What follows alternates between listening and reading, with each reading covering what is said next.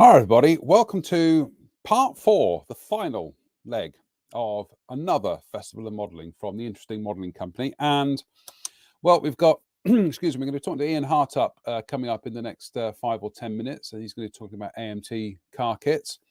But before that, I thought we'd do an unboxing.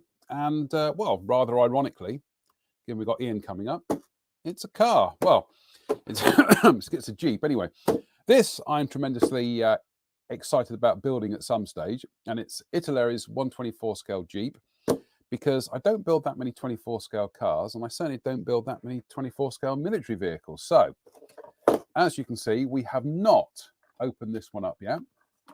So everything in this boxing is going to come as a surprise, a veritable box of delights. So I'm just going to carefully slice the box open, like so. And let's have a look. Oh, well, first of all, we'd like to say a big thank you to the hobby company who have been supplying kits over the weekend. They can be found at www.hobbyco.co.uk. And also all the kits, the Hobbyco kits that we've featured this weekend can be ordered direct from Jadlan Racing and our jadlanracingmodels.com. So let's have a quick whiz through this. As I say, I've built plenty of 35th scale Jeeps down the years, but I've never built a 24 scale one. And so I do like a challenge. I do like an adventure. So what have we got here? 2 sprues. One is made up of the part of the chassis and the sidewalls. We've got the bonnet there, we've got part of the hood, the windscreen, fenders, wheels, part of the tarp, which is going to be interesting because usually I build Jeeps with the tarp down, but I think on this occasion we are going to build this one with the tarp up. Got the dashboard there. There's a whole host of details here: grab handles, a jerry can. Just having a look there. We've got your suspension springs. Classic. This is classic Italeri, really. I do like their vintage kits. I know some people don't like building vintage kits. I do. So that's that sprue. Then we have this one here. You can see it's not a massively complicated kit. We've got the suspension there with the leaf springs molded. We've got the axles. We've got an engine. Be interested to see how much of that is, how complicated that is once we get to the actual construction diagrams. We've got the seats here, which have got a nice molded fabric effect. I don't find that objectionable. And we've got our tires are all molded in 2 halves with separate hubs, so that actually should make painting easier as long as we don't have to trap them beforehand, which I get the feeling we'll probably do. Excuse me. We've got our Pioneer tools. Yeah, it's all very clean. I mean, given the age of this kit, this is probably over 40 years old now. The moldings are very clean, and they're also got Firestone logos molded on the tires. So that's that. And then we have the little sprue of the clear parts for the windscreen and the rear panel, but I'm not going to open that up. Keep those nicely protected. Then we have the instructions with the decal sheet. We'll come to that in a minute. So we'll just have a quick whiz through the instructions. And yeah, that's not a bad engine, actually. I think that will be visible once you can pop the bonnet up on that. It looks surprisingly more complex when you look at the construction drawings than when you actually look at the sprues, but it honestly isn't massively complex. I've built 35th scale ones that are a bit more involved than this. Yeah, you do have to trap the hubs in there, but that's not a problem. Oh, you do get some rubber tires. Of course you've got rubber tires. Here they are, right by my elbow. So I will be inherently lazy. I'm going to use the rubber tires because that means I can paint the hubs separately. And these have got Goodyear logos on them. So yeah, we get rubber tires. Excellent. And then we just come around to placing all the body parts on there. As I say, I'm really tempted to build one with the hood up, because I build so many Jeeps with the hood down. Then we come to colours and markings, and we have an American one of the 1st Infantry Division on Omaha Beach D-Day. That's the box up one, and that is quite colourful, including this large, rather unusual yellow and white star on the bonnet. Then we have one from the 2nd Armoured Division, 48th Medical Battalion, Normandy.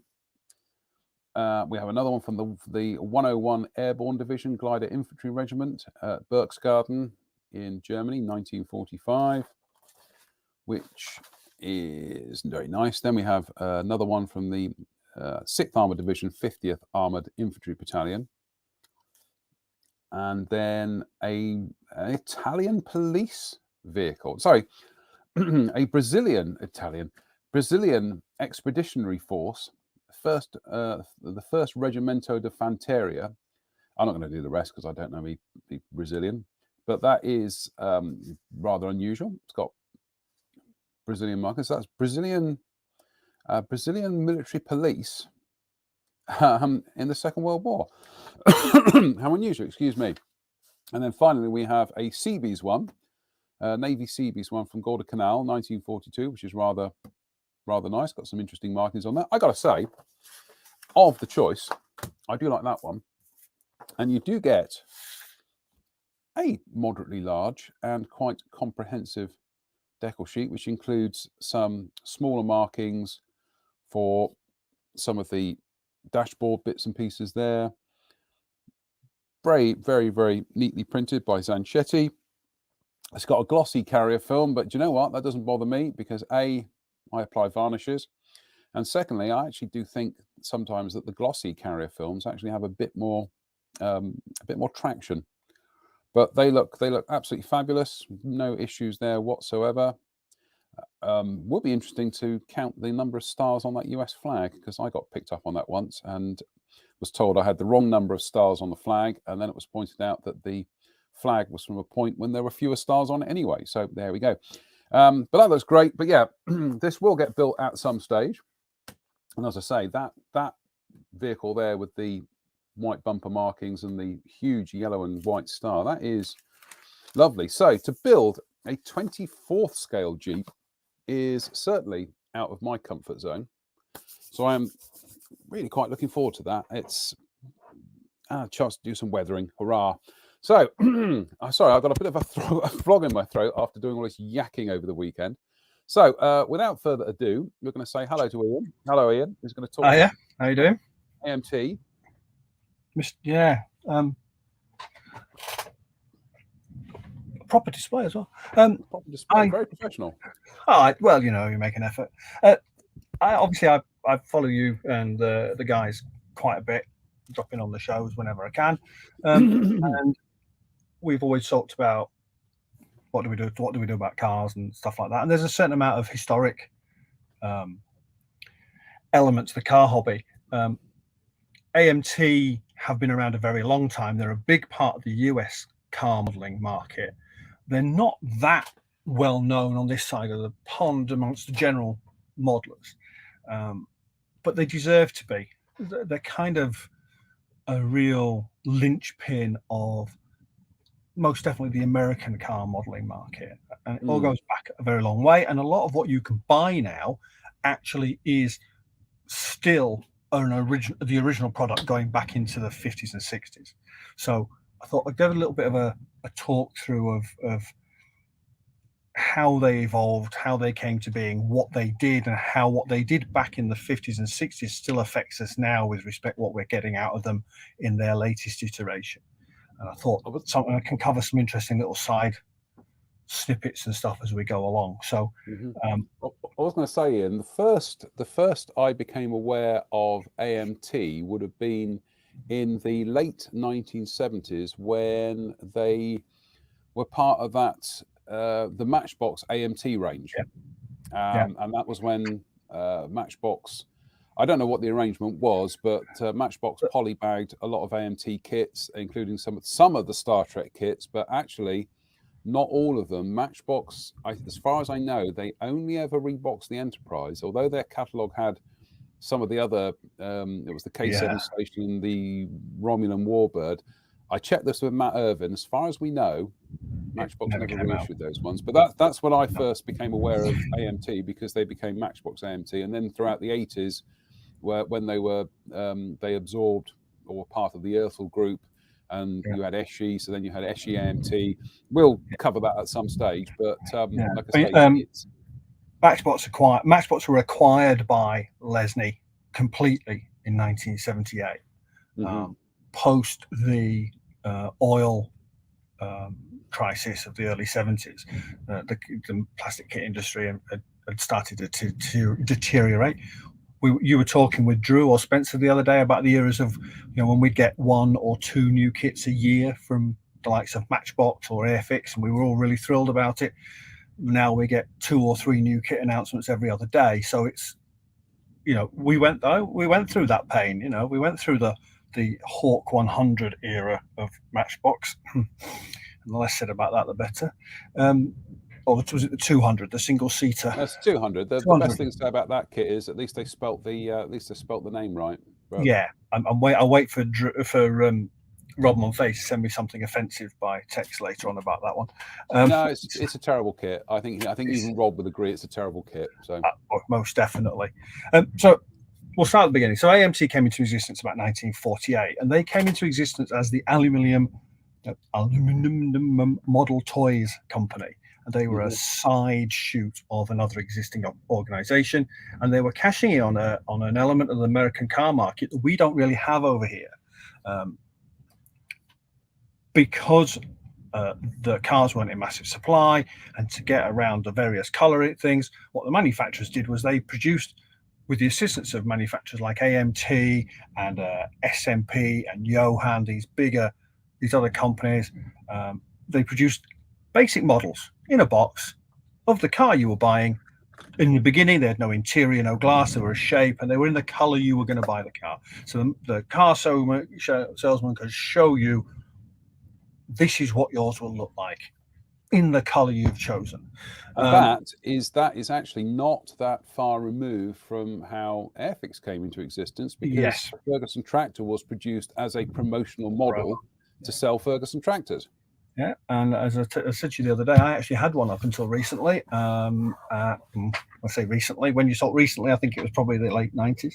Yeah, it still feels recent to me. Yeah, it's still recent for most of us. Yeah. So yeah, that very similar way of doing things. But so they were producing in in boxes, kind of this size. I'll come back to this one in a minute. With a built-up model in it. The earlier ones had metal chassis and metal bodies, and then with time, plastic technology comes in. They were using plastic bodies and ultimately plastic chassis. The concept that AMT invented the car model kit in the form that they went forward is unfortunately ill-founded. There was a company called SMP. SMP, and I think there's a picture of one of their boxes in amongst my various pictures. I think it's number 1. Which is, there you go, an SM, albeit this is an AMT box from an era when SMP had acquired them. You get these 3-in-1 customizing boxes, and they contain basically a broken down annual model with various kit parts to supplement it. And SMP started producing these with customizing parts in them. So you could build them one of 3 ways. As it says on the box, you've got stock, racing, or customized. The customization parts were pretty standard. You've got mirrors, as you can see on the one in the middle. You've got a tuck and roll roof. You've got vents on the hood and on the tailgate, on the trunk cover. You've got aerials. You've got side skirt covers, and then the racing one below it with the stripped down bumper sets and stickers to make it into a racing car. So SMP start doing this in 1958, their first kits, and after a couple of years of doing it, AMT looked at it and went, oh, that's a really good idea. So they bought SMP, which is one way of getting around the thing. So from 1961 through into about 1962, 63, you have both ranges running side by side. So there are AMT kits and AMT annuals, which are fairly basic items, and then you've got coming through these revised kits as AMT with and also as SMP. So moving to image 2 as we can, this is an AMT 1959 Impala box, and I can show you that because I've got one in my hand now. This is the box. The contents of it are very basic. This is what we in the car industry, modeling industry, refer to as a rebuilder. So it was built by someone else, probably about 40 or 45 years ago, and I've acquired it. It's been stripped of its paint, and I'm in the process of rebuilding it. 1959 Impala. Lovely little thing. Now, unfortunately, at some point in its history, a lot of the customizing parts disappeared out of this one, so I'm in the process of attempting to acquire some of those to replace it. You can build it as a convertible or as a hard top, and then there are a lot of chrome and other parts that go with it. So you'll notice the box doesn't actually say on the lid of it anywhere, this is an Impala. The only place it actually told you it was an Impala was on this white strip on the back, and the 139. Now, we used to pick those up and go, all right, that's kit number 139. That was $1.39. So that's the price of that item when it came new into the market. Oops, I can't get the left and right bits. Yeah. There you go. So that's how that kit comes out. So the annuals thing then goes into the kits. So you see things like this. So for 1963, again, you've got that generic box, which shows a car. It's a useful plastic modeler's tool in every item. So you might find a pair of plastic tweezers or a handle to put on a file or something like that on the sprues, which was nice. And again, you've got stock custom and advanced custom. The kit that is the box for, and I've got a couple of them here.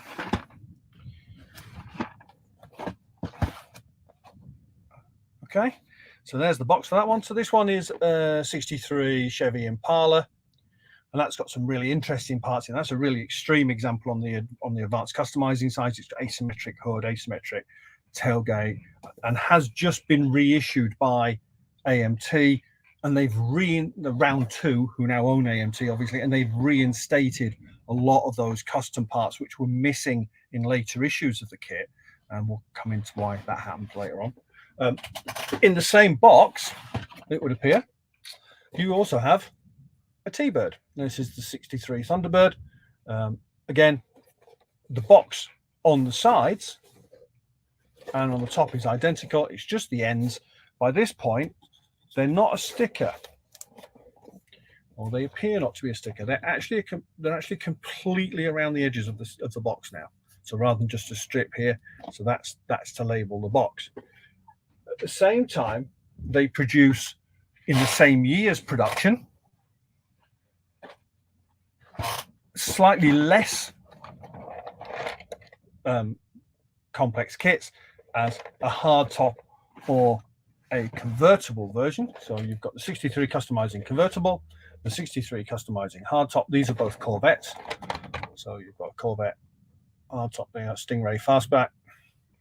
Interestingly, the blue convertible that I was showing you there is the only Corvette kit that AMT have ever produced which had pop-up lights. The rest of them all had the lights fixed, which is unusual. So that's the Corvette box, and you can see again, item number is 6923, and the red number is $1.49. And it includes an engine, vitally important in a car. The vast majority of the earlier annuals and things where they had a closed up bonnet, closed doors, had very little interior, and in most cases not an engine. They had a single piece floor with an engine base molded into it. So moving forward, we should have, there you go. And that is that's a 61 Impala body built with the 63 Impala, sorry, no, not Impala, sorry, T-Bird body built with the 63 T-Bird parts. So the chrome on the back of the windows and the surround, that's also got an undercut back window surround and a new front end on it, a new back end. That's built by Lee Croden last year. what you would call a faux Viva. There's a lot of kits out there sold as survivors, in that they are built in the 60s and 70s using the original kit parts. And then those of us who have a thing for these kits will want to build them again now using the customizing parts and giving you that customized look. So that's a 61 T-Bird base kit, which again was a rebuilder. And so you move forward to 1966. The boxes have got a little bit bigger. We've got the T-Bird convertible and the T-Bird hardtop. Rather perversely, the hardtop T-Bird isn't really a hardtop. It's what's called a town landau, which is put on there. So that's a faux convertible roof. It's very peculiar. The basic plastic in the majority of that is actually the same between both boxes. So they make quite an interesting pair to put side by side. A lot of these I've picked up on eBay over the years, or at shows in the US when I get the opportunity to go over there. So there's some interesting bits and pieces that appear in their annual line. So you've got a whole display every year.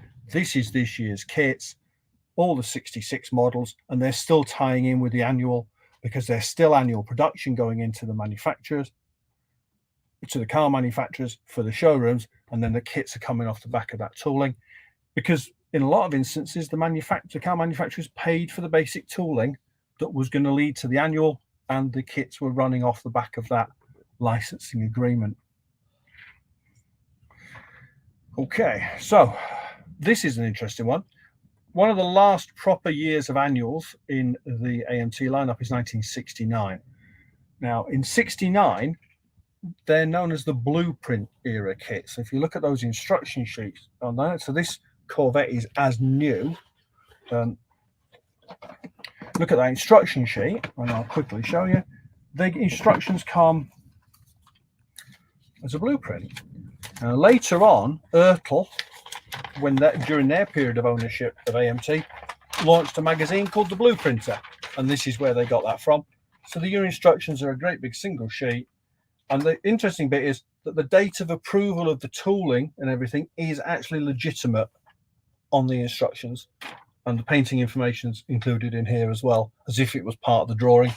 They're actually my favorite ones. I've got about 4 or 5 of those now. They also come throughout this whole series with some very interesting decals, these great big slab decals to bring them into the 70s era feel. So this kind of look, which is very much of its era. AMT by this point are producing their own range of lacquer spray paints and paints to go with the kits to enable you to make them as the boxes. All the boxes feature all the lovely bits and bobs that are inside them, you know, the customizing parts and the like. This one, quite interestingly, has a glass roof for the car. So you chop off the roof, or the majority of the roof, and apply a bubble top. Again, very much on message for the 70s that bubble tops became very, very popular throughout the late 60s and 70s. So that takes you back to that one. And as for the Quaker State sticker, I don't think I'm ever going to use it, but it's nice to have it in the box, isn't it? The body moldings for a lot of these kits are basically the same as they're using on the annuals, and they go through a certain amount of iteration. I have a couple of issues of this Grand Slam kit here. So this is the original. Oops, I'm wrecking the place. Everything's falling down. This is the original 1965 Pontiac Grand Prix kit. When you look at the body for this, it has a molded in vinyl roof with strengthening strips. It's also a little bit bent, but that's its age. When you think that kit is actually 57 years old in that box. The kit then comes back out a couple of years later, still as an AMT item, so it's pre-1978. And the plastic of the body has been retooled.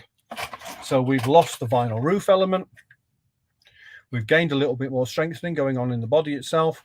And some of the detail parts have been redone as well. So on this kit, there is a back deck piece, which is molded here, and roll pan, which has got grooves molded in it. and there's two red clear tail lights that go into this. By the time you get to the later issue, those tail lights have been remolded into that part, and the red sprue is missing from the kit. So there's a certain degree of simplification goes on. Now, I speculate, and I'm to be proven wrong with this, that actually coincides with the time of the oil crisis and the increasing price of petrol and oil-based products at that time. So I may stand to be wrong with that, but that's kind of what I think is happening. In the early 60s as well, they introduced some classic car kits. So this is the 34 Ford pickup. Now, I've got two pictures here, I think, of this one. So that is the kit as you can buy it today. If you go into an AMT stockist, and you can find one that's still got one in stock, AMT last year reissued the kit of the 34 pickup, and they derived all the box art from the earlier box to the point at which they just basically moved it around to make it fit on the bigger box size. Interesting, this is an original 1962, 63 kit, and it's still factory sealed. I'm not going to open it in a hurry, because if I open it up and it's ruined, I'm going to be really disappointed. So I'm leaving it in its box as it is. The reissue contained all the bits that are on the original kit, but interestingly, if you look at the box from the original kit, previous issue image, John, if you can see it there, and you look at the wheel trims, you'll notice they're like a domed and ribbed wheel trim. You look at the new one, because they couldn't find the tooling for the originals, they've put a set of chrome reverse in the new one, and they've altered the box art to reflect that, which at least it's not leading you down the stream of thinking there's something different in there to what you expected. There are some other bits tooled new into that to complete it, and that's a process they're going through with a lot of kits. So the 53 Ford pickup came along in 1963 as well. Here again, series original one, all nice and mint. The reissue box, they've done exactly the same as they did with the 34, and they've just moved the artwork about. But again, wheel trims in this one had been deleted by the time the kit came along. And there's my little friend, that's the cat from AMT. So in the early 60s, AMT had a roving guy who used to go out and do a lot of the work with them. He was like their public face.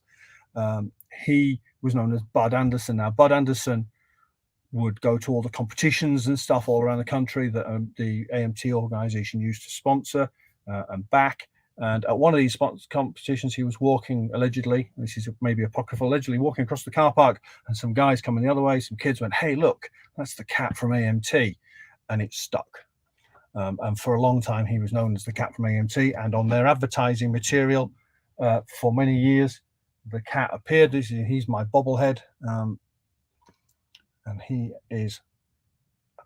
sits in my workshop all the time as my sort of mascot. Well, in fact, and there you go. So that is Lee Croden's, again, built version of the 53 Ford. In fact, that came out of the newer of the two boxes I had in front of me a moment ago. It's a lovely build. The kit comes with some really nice customizing parts in it, which refer back to a real custom truck,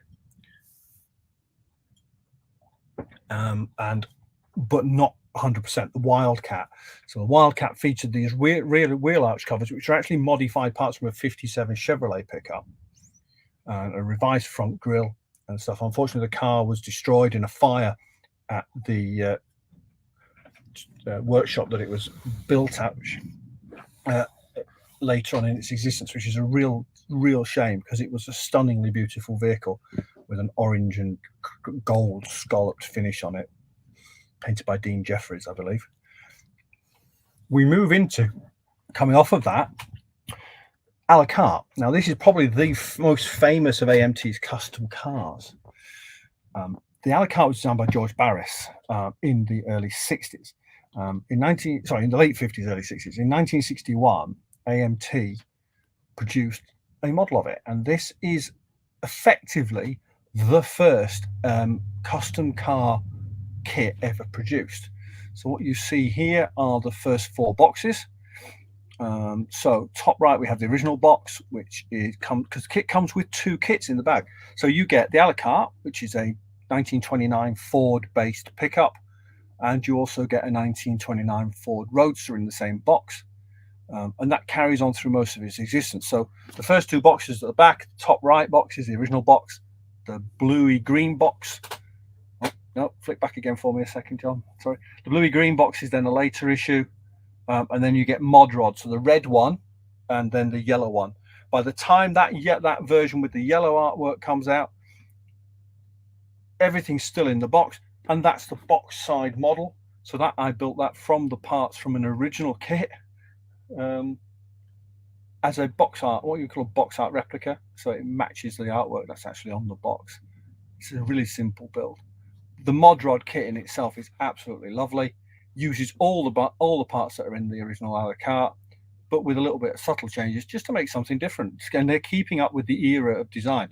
By the time this version comes out, you've got the California West Coast style, which is affecting how cars are being designed in America.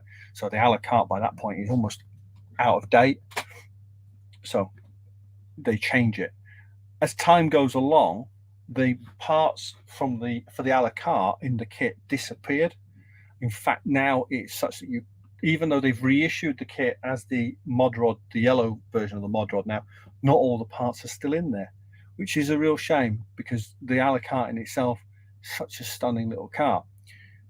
Because of this, in the late 90s, early 2000s, Ertl AMT then tool a completely new a la carte. The car does still exist. It has been fully restored. Which is a more accurate kit? I stick with the original. The reissue one has some outline errors that I'm never comfortable with, but each to their own. So that's that one.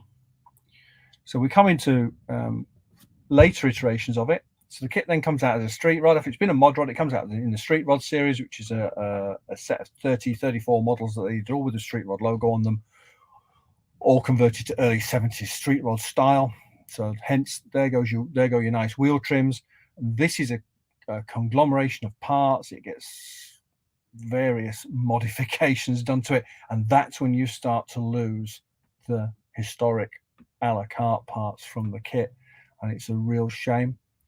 You still do get the 29 Ford in there as well. And then Matchbox came along, and they have a Matchbox version of it as the Avenger. This is using bits all the bits in a different order, for want of a better way of putting it. So it uses the straight 29 Roadster body, a hood, and roof. There you go. Matchbox logo on there. Lesney AMT. So they moved everything from the original site out to Baltimore. There was a year on there. I think I'm just looking. I don't think it's there now. That's circa 1979. That kit, I believe, and it's in my collection. I wouldn't describe it as mint anymore. That's for sure. The previous owner had at it. So at that point, a lot of bits just aren't in there that were in the original kit. And then there's a later issue, which is the Ertl one with the white box, where it's just labeled as a Ford 29 Model A, building stock or custom.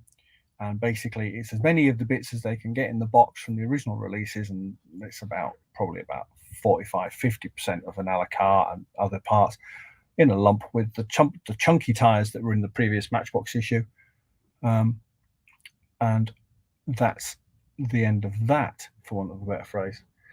And as I say, now we've got a lovely little really rarity. This is a kit called Denny McLain's Horse Hide Hauler. Now, they had a thing about tying in mainly with baseball for some reason. They did several kits tied in with baseball players. Denny McLain in his time was looking to be one of the real Hall of Famer type baseball players. Unfortunately, he then turned out to have links to organized crime and the mob, which didn't stand him in good stead. So this kit only came out once in this form, which is a crying shame because it's a corking little model. I picked this one up in the US for a reasonable price. It's a 1970 release, which they had a different logo on the box ends for 1970, which is an eagle the All-American Show and Go, they were labeled. And I will quickly show you that if we flip back to camera. So there you go. So you'll see the All-American Show and Go AMT logo again. Again, built as a rebuilder. So what's in the box? Yeah. Someone else built that. I'm trying to restore it. It's a slow progress. Is this all making sense, John? Absolutely. Good. Okay, you've got some real rarities here. So this is another real rarity. This is a jewel kit that came out in the mid-60s, I believe. I can't pin it down myself at the minute. So in this box, you have a Willys Coupe Custom and a 32 Ford Sedan Custom. The 32 Ford, to the best of my knowledge, has never been reissued. There's some debate that the 40s Willys then ended up being their later pickup kit, but I'm not 100% certain of that.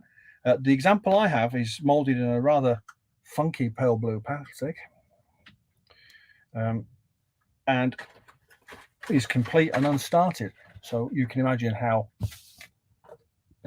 pleased I was to find that. I actually bought that from a site in Canada, because it was the only way to get one at the time.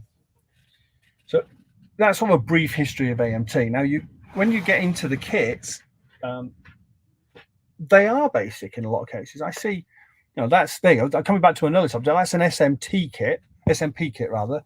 It's from a Styline series. So these are very heavily customizable kits, which you can modify. They included filler, they came with sandpaper, they came with self-adhesive carpeting, came with a whole host of lovely stuff, all to allow you to customize the kit to your heart's content. Invariably, they don't end up looking anything like the original car. I have several in my collection that definitely don't. If you think back to Lee's 63 T-Bird that we saw previously, you can see exactly what you're dealing with. There should be some more pictures that follow this one, which are, I believe. Yeah, just a quick question, actually, Ian. Yeah. I've noticed that the SMP logo. Yeah. Which came first, the SMP logo or the AMT logo? Because they're very similar. That's an interesting subject. SMP's logo was originally diamond shaped, and AMT's was rectangular. Over time, they kind of merged together, and you end up with the logo we now have. But I think realistically, the SMP logo in its diamond form was the precursor of what we have now. Mm-hmm. So they're quite, from a historical point of view, that you can see how things change with time going through what I've shown you. We'll have a look into detail at a couple of kits in a second, and I'll show you what you got in these boxes. So this one I'm showing you. This is a Valiant. This is a really, really rare kit. Lee decided to build this. I would quite happily have throttled him for it, but there you go. He's currently whittling away on this one. There's a lot of filler going on here. As you can see, looking at the nose, there's layers of customizing parts. So there's a centerpiece and then a front piece that goes over the top. So each of these has customized options. So there's a first layer with a stock grill, and then a custom grill, and then on top of that you can apply another piece with a custom grill and go on top of it, or you can leave that off and then put another piece on with another set of customizing parts. And the same at the rear. And this is the Styline series that SMP AMT issued in 1961-62. There's a variety of cars. I've got a couple. There's a 63 Ford, there's a 61 Ford Galaxy, there's a Mercury Marauder in that series as well, and a number of others. And they're all customizable to a very high degree, to allow you to make an individualized model. Amongst those is a couple of 57s. So there's a 57 Ford T-Bird, there's a 57 Ford Hardback, and there's this, which is the 57 Chevrolet Bel Air. Now, the 57 Chevy is one of the most well-known American cars of its era. It's massively known amongst the collectors market, and obviously the customizers absolutely loved it. It was a big big canvas to work on. So this is the mild custom or the mid custom version of the 57 Chevrolet. So there are more extreme customizing options for this one available. A full front end and a longer hood with a square section engine access bay and a longer tail. So, but this is Lee's model that matches the box art of the kit when it was issued by Matchbox, which is quite nice. So again, we're building to match the box art as an example. This is from that same series. This is the 62 Buick Electra. Now this kit's been reissued by Round 2 recently, and they've spent a lot of time and effort. And I'll show you what we get. So you get the usual white plastic. Now we've got custom vents and an infill part. We've got a custom front roll cage here, roll pan rather, and a front roll and a rear roll pan. Side skirts, a piece of plastic stock. So if you need to fill gaps, they give you a bit of plastic to chop up and stick into the gaps. And when you're doing your customizing, there's a suspended headrest system, seat belts, and different center consoles. And of course, no custom car would be complete without a cuddly toy. We've got an elephant in this one. The Valiant, I don't know if you noticed, has a monkey on the back deck. The basic body shell, if you just use the basic body shell and stick the stock bumpers on, you will end up with a 62 olds. So not 62 olds, 62 Buick, I'm losing my plot today. 62 Buick Electra. But if you start putting the custom roll pan on the front and on the back, you can, you've got the sky's the limit. Now, the weird thing is that when Round 2 retooled this, or reissued this, they tooled up some new parts, amongst which are some chrome bits, and this is the one I'm talking about. So this was added back into the kit, having been missing from the kit for quite some time. The problem is that it relates to a customizing nose, this one. It fits there, like that. Now that fits here. Okay, so it's the problem is that isn't in the kit anymore. So they give you the chrome parts that fit a customizing part that's missing, and it is one of the rarer parts. There's another option as well, which I don't have, which is really very rare. And again, there's chrome bits that go with that aren't in the kit. One nice touch is this fully chromed rear roll pan, which, yes, there's a lot of chrome there. So with the reissue side of things, beautiful new tires, reprinted instructions, absolutely glorious decal sheets in a lot of cases. So this one comes with, if you remember that box art, all the flames and pinstripes to make that model as per the box art. They're really very nice decals. They're absolutely as thin as anything, go down beautifully. Need a slightly gloss subject, and you're seeing the pinstriping here. You've got dials and plates and the like. And in fact, let me just check. You'll also usually find somewhere on there, they get the scripts in silver, and there's always obviously an AMT logo or two kicking around on those, just to complete the set. So there's a lot of plastic in these kits. Now I see people going online and say, well, I bought myself the latest AMT whatever, and it doesn't fit, and it's rubbish, and it's this, and it's that, and it's the other. And I often think back, look at it and think, well, actually, that's because that kit originated in 1962. So the plastic you're building is, so in this case, the basic kit came out in 1962. So where are we now? It's nearly 60 years old as a kit. These toolings have not had the best of lives. You know, they've changed hands from AMT, Matchbox, Ertl, then another couple of smaller manufacturers had them, and then they ended up with Round 2. Round 2 are doing their very best to clean them up. So they're not going to be the latest Uber Tamiya kit.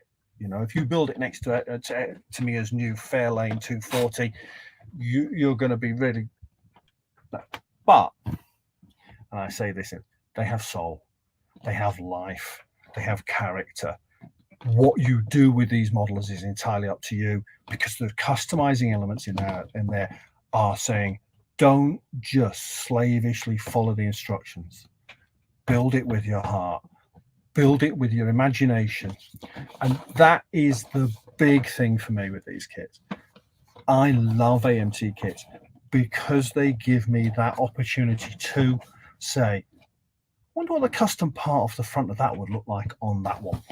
And this is something that the real aficionado of AMT kits likes. Oh, right, my closing image, you'll like this one. This is we've got this one. Sorry, Ian. Well, hang on then. So that we'll go to that one. So that's the 1960 Falcon Ranchero, issued as a Styline kit. That's one of Lee's creations. Again, note there's a padded roll top roof on that little beauty.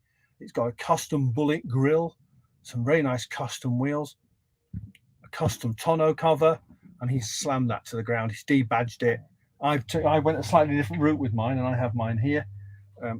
This is my version of the same kit. So I went for a slightly more 70s look with the 5-spoke wheels, a more stock grill. Didn't use the roof part, but went with a custom paint finish. And mine is what is referred to as Pro Street. So it's basically a drag car that qualifies to drive on the road. Those are modern AMT white wall tires in there. They're all pad printed now. So this is the thing. This is my version of that model. What you saw before was Lee's. They're not the same, but they're the same basic kit. And aircraft modelers, and I am an aircraft modeler, I know, you know, we build to decal options, and we build the cars, particularly the customizing cars. The sky's the limit. You can do what you want within the boundaries of your own imagination. The numbers of these things that you see, it shows, and it's the same basic kit. I've seen probably 7 or 8 variations of this Ranchero since it was reissued a couple of years ago, and they've all been different. But aren't modelers doing what they're almost doing what the customizer guys are doing? Yeah. They're taking a stock vehicle and they're letting their imaginations run riot. And I think that's one of the unique things about this aspect of modeling, especially with car modeling, is that, like I say, whereas with aircraft modelers or tank modelers or almost every other form of modeling, we are to some extent slightly bound by the real thing. Yeah. But with cars, it's a completely different thing. There's almost a constraint to build the subject matter of the box. Yeah, exactly. Whereas you know, so many of these, you know, look, going through the AMT range, you've got a question here I'm just going to field to you in a minute from Jim. But so many of these AMT kits are of themselves vehicles that were completely off what the manufacturer originally delivered. Yeah. That by offering modelers that thing, you're giving modelers free rein. You're giving them, you know, the imagination to do what they want. To literally, they can't afford to have a workshop. They can't afford to have a garage. They can't afford to do it the one-to-one thing. What they can do is they can do it with a 1/25th scale model. Yeah, there's a massive thing with the American market of a lot of guys they'll own the real cars. They'll own the cars, and they'll have the classic 65, 66 Riviera, and it'll have nice wheels on it, and it'll be lowered and all this stuff. And they're building models using what, if I had one of these, this is what I'd do to it. Yeah, it's an interesting cultural thing, because that whole thing of car customization, very big part of, especially that American culture of the 50s and the 60s going through to the 70s, which I think to some extent is because in the American education system, they had that what they call shop, Yes. where they were taught these skills, and and cars were pretty much, I wouldn't say cheap, but they were things that were available for people to do. We just didn't have that in this country. We were just kind of like Conkers and the Beano, and that was it. The Beano? No, I was a Hotspur guy. Or Hotspur, or 2000 AD. Yeah. Doc, Oh, yeah. Switched to 2000 AD when that came along. Yeah, Yeah, absolutely. those were the days. You got The your last last picture picture- here, and then we've got a couple of questions here, so Yeah, we'll no feed them problem. to you. This is probably one of the rarest kits. This was issued in 1958, 59. That is an SMP 1911 Chevrolet. Now, I've been sent this picture by a guy called Dave Darby, and he is a massive collector of AMT and associated kits. I would give a limb for that. That is so rare and so lovely. But yeah, beautiful little thing. And that's kind of my holy grail, one of my holy grails. You know, the Grail kit that we all have. I really would like one of those. That kind of thing. So that's my closing image for you. Let's have some questions. These people telling me I've done it all wrong. No. Jim Altergott says, does Ian have any of the Monogram line of custom cars designed by Tom Daniel? I do. I don't have them in my kit collection at the minute. I actually had a clear out, and I concentrated on AMT a couple of years ago.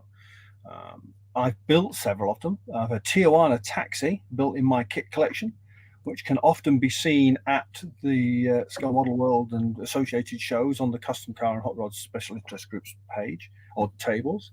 I actually featured in an old issue of Airfix magazine when I managed to get hold of it, because that was retooled and reissued, that one. Things like the Street Fighter and various other things are still available occasionally.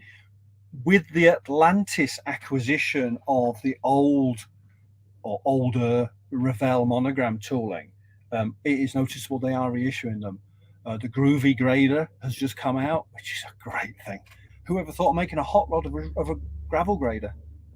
Apparently Tom Daniels did, and that's come back out, and they're doing a really nice job of cleaning the tools up. If they need to replace glazings and stuff like that, they're doing them. They're really quite cool. There we go. So Unreal Roller, there we go. Groovy Grader, they're both Tom Daniels designs, and they've gone into Tom Daniels setup, and they are actually licensed products to him as well. The Green Elephant Chevy Vega, the 16th scale, that's an ex-Monogram Revell kit. The 32nd scale ones, like the Nova and the Z28 Camaro, I believe they're ex-Monogram. The 25 Cadillac Eldorado Brougham, the one with the lovely red box art, is a very, very old Revell kit, and comes with two of possibly the world's worst ever figures. You know, the ones where they were split vertically, half the head, face was, yeah, those ones awful. But they're doing some really nice reissuing. So but they've also got some stuff going on with the Ed Roth's estate. So you got this Mr. Gasser. See the Little Red Baron, that's a Revell Monogram era. That's a snap together version. The other two, there's another, I think it's the King Chopper. I think that was a Tom Daniels, unless I'm very much mistaken. Yes, it is, because there's his signature on it. There was. So that is an absolutely fabulous thing. 8th scale chopper. Yeah. And their price, the funny thing gets me is Atlantis's prices are not unreasonable. No. And their production quality is really good, and they're all produced in America and shipped. They now have a couple of, I think they do definitely have a UK importer. So there are some of these Tom Daniels kits coming back into the market, and it's not a bad thing. I think they're ace. Yeah. Dan says, I really want to build one of these custom cars now. Are any of these readily available, and can you recommend one that would be good for someone who has never made a car? I was going to ask that question. Never made a car kit. That's a good question, Dan. That is an absolutely corking question.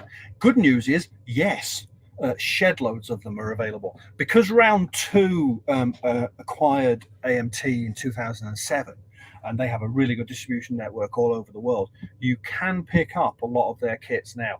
Now, they're not the cheapest things in the world, because obviously we've got all sorts of issues with import and stuff at the minute that cause them. But you can pick up things like this. This is the 57 Ford. Whoops. There you go. That comes with some corking parts in it to make either the gasser type dragster, a stock car, or a customized one. And I tell you what, it's a lump of plastic when it's built. It's a proper size model. The benefit of that is big size. If you're going to use rattle cans to paint it, it's a good size to hold and to spray, and you can do all sorts of wonderful things with this. This one actually has opening doors, which are actually, they do work. I've seen them used a number of times. There's quite a lot of customizing bits in this one, and again, it's another one of these ones where they retooled bits that went with bits that weren't quite in it, which is a bit of a shame, but there's enough in there to keep you busy for many an hour, Dan. The other one to look out for is the 57 Chevy reissue, which is down now, currently out as the Pepper Shaker. That Electra's that was issued last year. Some lovely parts in that. Well, it's that 53 Ford pickup that we looked at before. That's currently available. One that is nice and is around and more or less has remained unchanged through its entire existence is the 49 Ford. Now, this is my first release. This is one of those ones where you just go, oh, look, oh, shiny box. But it's a first release kit from somewhere around 1963. So this plastic in this box is older than me.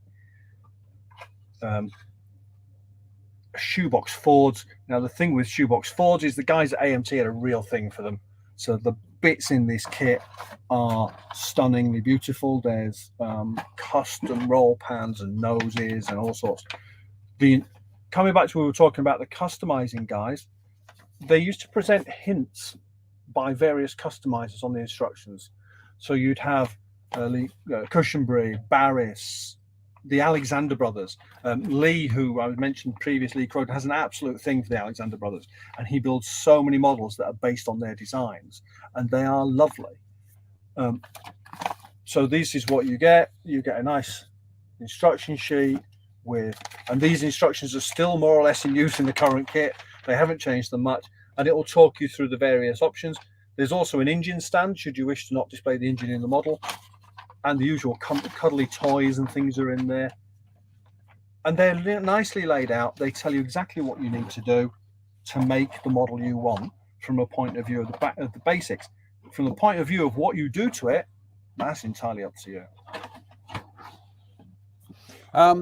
Question, I got a question actually, is I've noticed this with these scale cars, is why did they never? You have 24th and 25th. Yes. So why was there always that discrepancy? Well, there was a metricization of scale at one point. So we had, if you remember, at one point, Heller used to do their 48 scale as 1/50th. Yeah. 1/50th, the Gazelle and things like that. Monogram mainly did 1/25th, I believe. Get this right. Revell, who concentrated on European cars, did 1/24th. AMT were 1/25th. Johan are 1/25th. I never really, if I'm honest, I don't know the definitive answer to the question as to why they all went different routes. It's like Airfix went 32nd with cars. Everybody else went 24th or 25th. There are a limited number of Airfix 24th cars, but it is a very limited number, and they never really went very far with them. I'd love them to come into the market right now and say, look, we're going to do a range of historic Jaguar cars in 24 scale, fits in with their modelling options, but they don't seem interested. But there's a various stories as to why it happened. It's like 72nd and 76th, HO00. If you can pin the answer down, I'd love to know. I can understand when I can understand 72nd and 76th. because 76th was more geared towards that. That was a hangover from the model railway scales. Yeah. 72nd scale was a hangover from James Hay Stevens and Skybirds in the 1930s. Yeah. But I can almost understand. I can almost understand 1/25th because it's a nice rounded figure. It's like 1/50th. It is a nice rounded figure. But why you have 1/24th, which is kind of almost but not quite. It's like no doubt. By the time this broadcast is finished, one of the American guys who I correspond with, no doubt who will be watching this and laughing quietly at me, will send me a full A4 explanation as to why I'm an idiot, which bits I didn't do right, and exactly how that happened. In which case, I shall report further to you in due course. No, it's just like I say, it's strange. I mean, I know we often have these things about people saying they don't like to mix scales and they don't, not 35th and 32nd scale. But to be quite honest, if you've got, when you're talking about that of degree of difference, are you that fussy about mixing 24th and 25th scale cars in your collection? There are some that are. There are some that are. That's all I know there's like that with the model railway people. There are people who do kind of like 00HO thing, but then there's the 4mm people. Oh yes. Ooh. Bearing in mind, I used to work for a model railway company. I know all about the 4mm people and HO00 and Pico True Scale and oh yes. And I steer very well away from those arguments because I don't want to get involved anymore. You don't want to cross the 4mm mafia. Actually, Dave Swindle says imperial measurements 1/24th is easy to scale from 12 inches to the foot. Very good point, Dave. I suppose 1/50th works the same in metric, doesn't it? In metric, exactly. And Jim Aldecott says 1/32nd scale was a popular scale for slot cars in the 1960s. Yes, it was. Yeah. Explains why Ethics are reissuing slot cars as kits nowadays. Well, they seem to have stopped doing it actually. But, yeah. That's absolutely brilliant, Ian. Because, as you know, I occasionally dabble in cars because I just like the variety. I don't like getting stuck into the same thing all the time, and I like to. In fact, one of the things we'll be doing an unboxing of later is that bad boy, which I'm actually really looking forward to building because I don't build these kind of things. So I like to stretch out into these different areas just to kind of like flex flex the brain and flex the kind of the modeling skills, but also it almost places me back into what modeling was like as a kid, whereby because I didn't have set ideas or themes or interests, I just wanted to build models. Yeah. And I didn't care if it was a ship, a tank, a car, an airplane. If it was a plastic model, I loved it. And I think back to my late uncle, who he had the money to build cars, and I remember the display case. He had the big Airfix Bentley in there, which I will get around to building one day. Yes. He did a lot of dragsters and kind of hot rods and funny cars, things like that. And to this day, I just looked actually just going through that Atlantis website and seeing those kind of like Santa Pod racing cars or the big long nosed dragsters. I've got to build one of them one day. That the yellow one has just come out, which is the Moon Eyes dragster. On that page, they've done a beautiful job of cleaning that tooling up. I know I've spoken to a couple of people who've actually got that kit in America already, and it's like, this is fabulous. The guys at Atlantis are treating those toolings with a degree of reverence they deserve. They're not just chucking them out. And they're doing a bit of research. I follow the guys on Facebook, and they occasionally will put a picture up and say, anybody know what this is? And there was a set of Boeing 707 tooling. And it was like, and it was, they were like, I think it was 2 on the tool, like this. And like, what was it? And it turned out to be a promo for a cereal company. But their tooling had been sitting in Revell Monogram's back stock for 40, 50 years, whatever. And then it comes forward. They clean it and go, oh, that's lovely. So they run a couple of sets. I don't know if they're going to actually ever put it in production, but it's really obscure and like, oh, that's nice.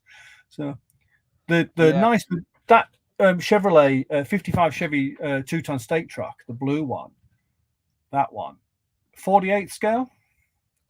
Yes.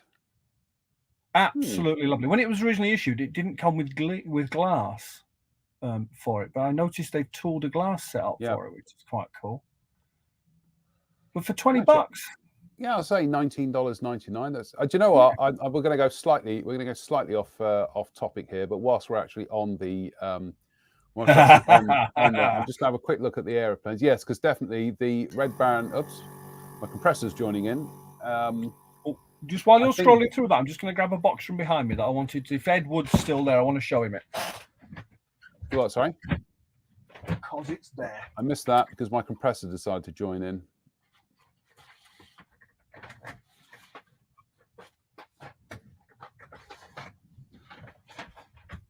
Oops. So I live up here in my loft. This is my domain. The 57 Chevy that I mentioned for Ed to have a look out for is that one. That's the Pepper Shaker. Okay. This kit goes back to years ago. And the grey one that Lee built, that I put you the picture up, is basically where I'm going. That's the route I'm going with this one. You'll see I've started work on it already. Comes with French headlights, custom roll pan, custom rear roll pan, French tail lights. And rather groovily, a duplicate set of glazings in green, which are awesome. I always put the glazings in a bag because I'm sad like that. Yeah, so this is a customized resin, customized hood with the bullets filled. So little things like that are available. All you need is a little bit of imagination, a couple of hours with the parts, possibly a glass of wine or a beer while you're working it out, and the sky's the limit. Well, as you know, at the moment, my contribution for the weekend and the thing that I am having an absolute blast building at the moment is the old Airfix beach buggy. I believe I sent you a link to one that raced in a certain race. Yeah. This one I should be building this one as the box art of Sonny and Cher having a nice old ride through green sands by the look of things. So, but do you know what? That kit to me is the pure essence of modelling. Yes, I'm not. The only thing I've done is I've done a little bit of repair work because there's where it's not where I've taken it off the runners. It's actually where it's come out of the mold, and it did actually take out a bit of the trim on the side. They got that metal trim on the side, so I have actually done a little bit of repair there. But other than that, I'm not looking to improve it. I'm not looking to accurize it. I'm not looking to detail it. I'm just going through the sheer basic fun of gluing a model together, and especially gluing a model together using a very basic toolkit. I actually was talking, and it's just, this is why I enjoy these projects where when I'm not doing aircraft or tanks or things, sometimes I just like to dip into something like this, and it, like I say, it is just pure modeling. And I do say to people, do try and vary your diet. And try and build something out of your comfort zone. I will at some stage get Drew to build a car. He's going to build a ship at some stage. But is he supposed to be building the icebreaker? He is going to. There's no. Isn't he supposed to be? He will be building the icebreaker. So John P. Huston, actually, is an interesting comment. John P. Huston says, I have built no 1/25th scale models that I can recall, but I do mix 1/20th and 1/24th. So go figure. Yeah. Now that's the one that's the real. In the car modeling realm, that's the one that really does get people. The 24th scale Formula One models and the 20th scale Formula One models, because there's enough of a difference there if you put the two side by side that it is clearly visible. So you do get a lot of guys who will build the 1/20th scale stuff and not the 24th. Or there's a gentleman by the name of Steve Abbott who's from the Peterborough area. Absolutely amazing modeler, only builds in 24 scale. So he builds F1 cars in 24 scale from some of the most obscure model kits you've ever seen in your life, and they are always beautiful. Isn't there also a 1/21st scale? I think it died very quickly. I think it was one of the Mm. Japanese manufacturers.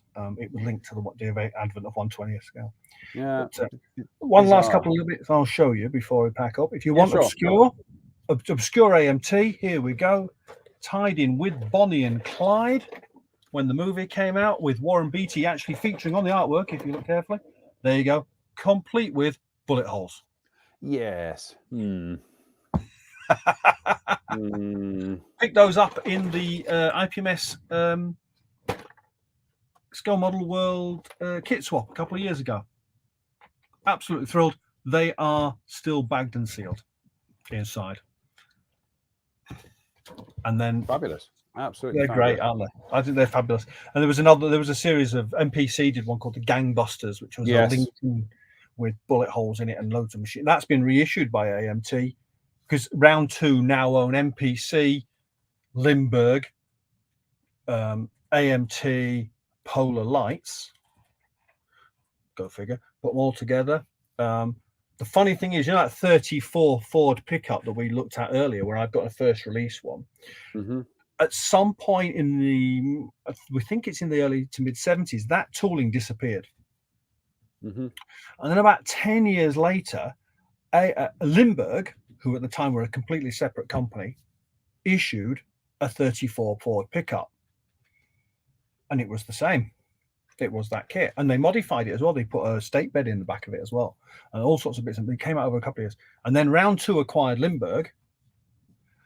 And now it's back in the AMT lineup. What had happened is the owners of AMT at the time had put allegedly sent the tooling off to be cleaned up, preserved, whatever, and then it had been forgotten about in some kind of shake-up, and it had sat untouched at this company for a long time, and then Limburg picked it up.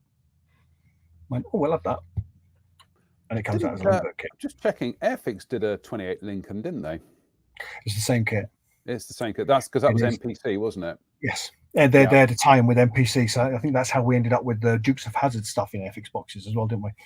Well, say the Gangbusters 28 Lincoln, I'm just reading up here, first issued in 1966. So that was a long time ago. But yeah, Airfix did have they did have a relationship with MPC, because many still get letters and emails to this day saying, "Why don't you reissue the Eagle Transporter from Space 1999?" And it's like, not Airfix tooling. It's not theirs. And it's now in Round 2's. It is in Round 2. Full bang, and they're busily doing. I say, ironically, that you had the Eagle and the Hawk, which people just assumed, well, it's from Jerry Anderson, so of course it was made by Airfix. No, that was polybagged in from MPC in America. Yeah. No, that was an MPC actually did. They did a Moonbase Alpha kit. Yeah. And they did a couple of other bits and pieces. They also did the one called the Alien, which was just, I think it was some kind of George Barris inspired vehicle or something. It was nothing to do with Space 1999. We'll lump that in a box and put that logo on it, and everybody will love it. Yeah, one of those moments. It is quite literally one of those Star Trek communication helmet moments. And if you've ever seen that, you know what I'm talking about, don't you? I know who you're talking about. Yeah, that is hilarious.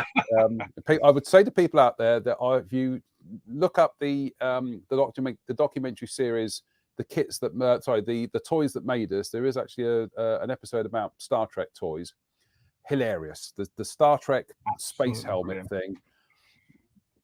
It's the Round 2. I mean, Round 2 have restarted their association with Space 1999. They have, because they have just issued a communicator and a laser pistol, new tooling, 1-to-1 scale, like Comlock and a stun gun, 1-to-1 scale replicas. But they have done the 2-foot Eagle Transporter replica, which I've got, and they did a brand new 72nd scale Hawk. So they've quite not bad for a 45-year-old television series that And they're but there is busily issuing Star Trek stuff as well, aren't they? Because the new Cardassian ship came out last year, I think, was it? And they're doing the 350 scale ships as well. Yes, So. I was going to say that was one of the we'll end on this one because that was one of the interesting diversions that AMT did in the 1960s, because they were the first people to come up with the license to do Star Trek kits, and those kits were subsequently reboxed by Aurora. There were various tooling changes as well, because if you look at the original AMT Enterprise kit, it's actually quite bland with no panel lines on it and everything. Then over the time they added things to it, and then they were boxed by Aurora, then they were boxed by Matchbox. But the interesting thing about the AMT were really quick off the mark with their Enterprise kit when Star Trek came out. So much so that when you actually got into later episodes, when they needed additional Constitution class ships for the episodes, they were banging together AMT kits. So if you see the episode, the Doomsday Machine, I think it's I can't remember what the ship is. It's another one, and it's all kind of like slightly banged up, and it's got wonky nacelles and everything. That's the AMT kit. So it's quite and I think we could probably look at AMT again and look at some of their, so like I say, some of their non-car kits, but I think it's fair to say they are as deeply ingrained into the affections of American modelers as Airfix is, or Matchbox were in this country as well. But Ian, that has been an absolutely brilliant look at AMT, and like I say, it's opened my eyes up to the history of the company. But also, Thank you. It's just making me I want to build some more cars, really. Because I've never gone down that route of all these kits with the customizing pieces, and couldn't possibly comment on whether that was my motive. I'll just leave it at that. Leave it on the table as a listen. It doesn't have to be gloss. Everybody says car finishes are always paint. They've got to be glossy. Your imagination's what leads you. Absolutely. Ian, it's been a pleasure this afternoon. Thank you very much for giving up of your time and talking AMT with us. We'll definitely have you back on again for a subject of your choice. Lovely. I look forward to it. Thanks, thank you to Ian, and we will be back in a moment. So see you in a second.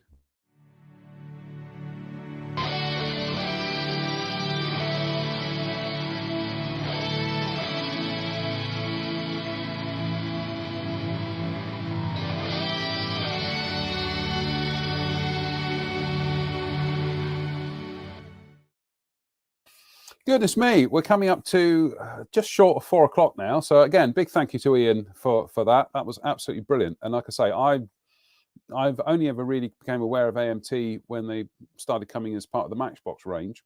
In fact, I think I can say the only AMT kit I've ever built was the Star Trek: The Motion Picture Enterprise, 1979. So yes, we've got some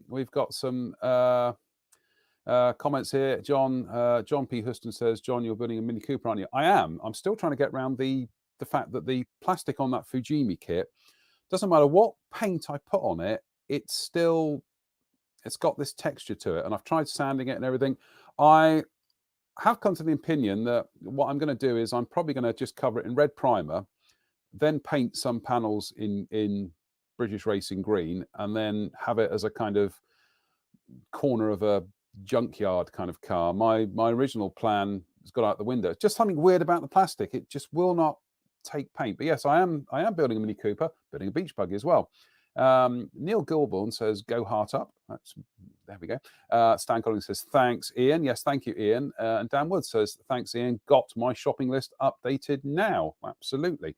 So we're coming up now to literally now the last hour of the demos, and then Drew will be popping back at 5 o'clock, and we're just going to have like a chat and a Q&A. So it'll be the 5 o'clock show will pretty much be our kind of Sunday service this week, and we'll do it for about half an hour, 45 minutes, depends how long, frankly, you want us to carry on the air today. So we will now go back to Le Workbench. I'm desperately in another cup of tea, but I have to solo now, so I can't nip off and have a drink. Never mind. So I'm still building this, and I've left a few things kind of like undone at the moment because I wanted to do them live on the air. But one of the things you may have seen me mention earlier on was I was looking at how to do the wheels and being able to paint the hubs separately from the tires. And yes, you can actually pop them together like so. And as I said earlier on, because there is an almost invisible join there where there is a kind of like a corresponding one on the molded part, that's what we're going to do. We're going to paint the hubs aluminium, then just wrap some masking tape around and paint the tires black. Those part of the hubs there, I might have to think about this. I might paint them aluminium and then just literally cut a circular mask and just pop that on there and then do it that way and then paint everything black. But I'm not so bothered about whether they come out a little bit kind of not quite so clean because we're going to be weathering this thing. Look at it. Look, it's on a beach. As I say, it's Sonny and Cher on holiday in Breen Sands. So we are going to be doing some mud splashes and things. Hide it with mud. That's our motto. So we have been building this weekend using this magnificent £10 toolkit from Amazon, which is absolutely terrific. To prove a point, you can build a model, a beginner could build a model with a basic toolkit like this. So that's what we want to prove all weekend. Now, we are going to go to the bit where I've slightly deviated from the plan because, as I said yesterday, we had a little bit of, on the other side of the body where this bit had been ejected from the tool, there was a bit of a gash and a tear and it had taken the trim out. So I have slightly deviated here in as much as I have sanded that section down. I have replaced it with a thin sliver of plasticard, and where we also had a little bit of a short shot on the end there, I've also just, as you can probably see with my finger there, a little bit of black super glue and talcum powder. And again, I've just done it on the end there. And all I've done then is using this portion of this sanding sponge that comes with the kit, that comes with that toolkit. I just went in there and just blended everything away like so. So it's going to do the job ultimately. It's not going to be perfect, but it's going to be close enough. So that was my fix for that particular problem. Anything else on there, I mean, if that's still not quite as perfect as I want it, we'll probably just kind of hide it with some pigments. So that's where we are with that. So I'm going to do the wheels now. I'm just going to keep an eye on the Dan says will give me a chance to grab a brew too. Yeah, I could do with a cup of tea, but no, honestly, we'll crack on because once Drew turns up, I can get him talking, and then I can go off and grab a cup of tea. So we're fine, we're good. Besides, if I drink more tea, it's very well taking tea in. Yeah, exactly. So we're going to do the front wheels now, and also noticeable, the front wheels and the back wheels are a different size. So we are looking at parts 72. There we go, that's part 72. So again, we're going to use our cutters to ping, ping, ping. So as I say, you've got to view my session as though we're doing this through the eyes of somebody who has really not built a kit before or has only built a few kits. So yes, this is going to be second nature to everybody out there, but we are trying to cater for a broad church. Talking of Broadchurch, the television series was actually filmed here in Portishead. There we go.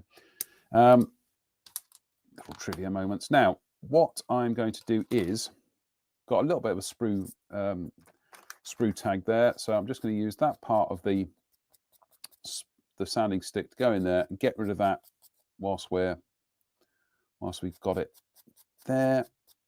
Just literally a couple of swipes, run your finger on it. Yeah, that's fine.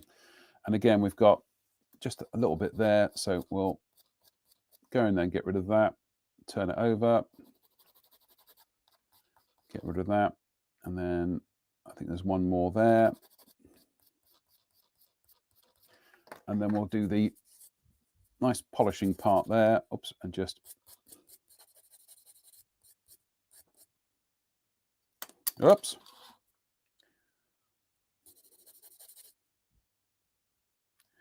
Just get rid of these little bits on the edge there, like so. And then what I'm going to do is just go all around the edge,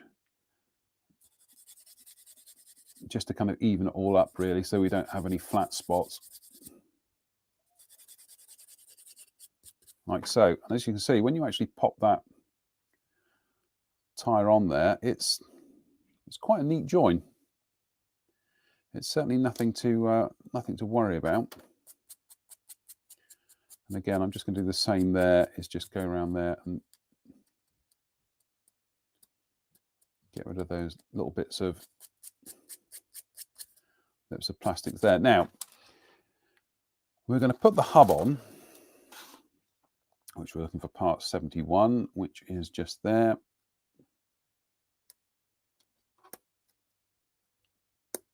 Like so. And even though that's not going to be seen, I still like to be a little bit neat and just tidy those bits up, just in case they do interfere with the fit. Like so. Then just do a quick test fit, that's fine. We do have a kind of like a washer, or whatever you want to call it, to go in there, which will, we're looking for that part there. Actually, that's really tricky to get the nippers in there. So what we'll do is, again, just very carefully pop them off. Get rid of that sprue tag there. Get rid of that sprue tag there.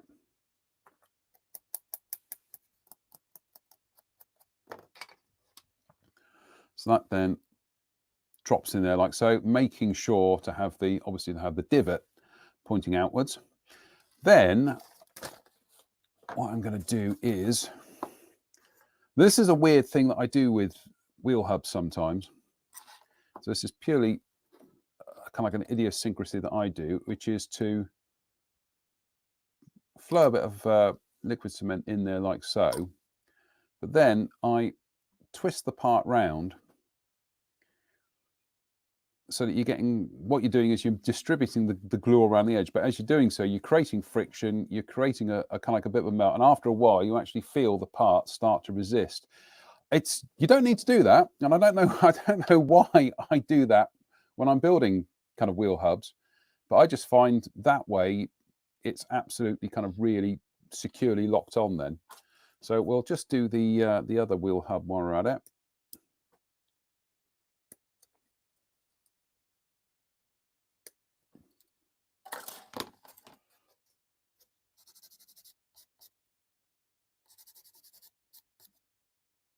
As I was saying to Ian earlier on, that this, to me, is just, it literally is the essence of building models. Just the sheer, unadulterated joy of gluing plastic together for the sake of gluing plastic together. And also, those of you who watch the show, my commiserations, know that I do have a thing for the whole Volkswagen kind of Beetle family in terms of its use as the Kubelwagen and the Schwimmwagen, and indeed the very early, we'll call them Beetles, they weren't really called Beetles, but the very early Volkswagens, of which I built one. I built a wartime version. So I've got Schwimmwagens to build here. I've got several Kubelwagens. And so to actually kind of also dovetail them with a beach buggy, okay, it's 35th scale, 32nd scale rather than their 35th scale. Yeah, I'm not going to worry about that.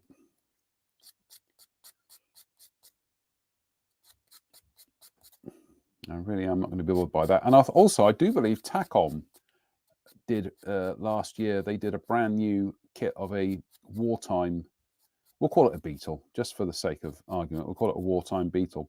So I built the CMK kit, which was reboxed by Revell a few years ago, which I was very grateful to get hold of one of those. And yeah, I've got, goodness me, I've got the Tamiya Kubelwagen, trying to think, Italeri, several Italeri ones. That's such an easy kit to build. I've got the Tamiya Schwimmwagen, Italeri Schwimmwagen. I've got the big Tamiya, the big Italeri X Eschi Kugelwagen. I've got them in 48 scale. I just think they're fascinating little vehicles. But when this beach buggy was announced as a reissue, I was really quite delighted because, as I said, this is a kit that eluded me as a kid, and it's just pure fun. It really is. Let's make sure we get that in the right end like so. That fits fine. So again, I'm just going to do that weird thing of flying a bit of liquid cement around there, just twisting it back round again, flowing a bit more around there, twisting it round, and then that's it. You actually feel it kind of lock where it just kind of grips in, and then that's it. That just pops on there like so. So that's the wheels done. Jim Aldecott says, I often do the same thing when assembling suspension parts for AFCs. I'm not the only one, Jim. Thank you. And Philip Jones says, I can see Airfix sales of the beach buggy going up between now and Christmas after all this great stuff. Well, that would be good. I'm not on any commission or anything, but that would be splendid. I'm just having a quick look at the number plate. So I'm just thinking ahead here because we've only got one part left on this sprue, which is for the number plate, and I'm thinking if we can if we can chop that off because we know where it goes, and essentially it just sits in there. So if I can chop that off, part number 48, that's it. What that means is, I'll just clean that up for now. That means I can get rid of a sprue, frame, runner, pop that back in the box. We'll just have a quick check to make sure that is absolutely empty, because I have done this before where I've put a sprue into the bin and then suddenly realized there was a small part on there that I needed. So let's have a look. No, that's fine. I also do tend to just chop them up a bit so that they take up less acreage in the bin. Here we go. Okie dokie. We are rapidly getting to a stage where we are almost at the end of building this. And in fact, we might be able to finish the construction of this evening. What are we coming up to? Just gone 4 o'clock. I'm not due to do the next part until 5. So yeah, we will. Let's do this. Let's do this. We have some bits that go onto the front suspension arm here. This little assembly here, and they are 44 and 43. Now these are these bits here. Now again, this is where nippers are especially useful because these are quite delicate bits, but we can just chop them away like so without without putting any kind of like force on them if we were trying to chop them off on the cutting mat. So again, if were I a beginner, I wouldn't worry too much about getting rid of mold part lines and that kind of thing. I, on the other hand, am a bit OCD about them, so I am going to just gently scrape them away. So I'm just always making sure we've got everything in camera. Now, the good thing about doing this weekend, as I said to Drew last night, is because I've had to sit here and kind of like host the thing, run everything through the virtual studio, and also run a couple of demos, it means I've actually got on with some modeling, which recently I've not been doing because I've been distracted by getting the library sorted out upstairs,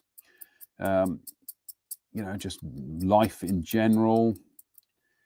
So to actually kind of do these kind of live demos and do these days is actually a very good way of focusing and getting on with some modeling.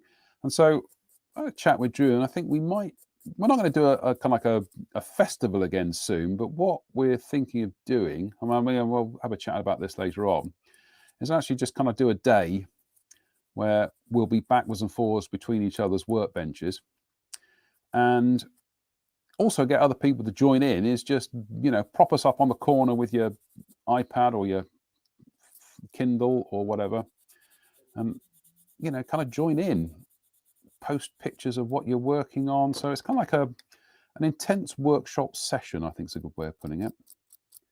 As I say, I'm just getting rid of these mold part lines because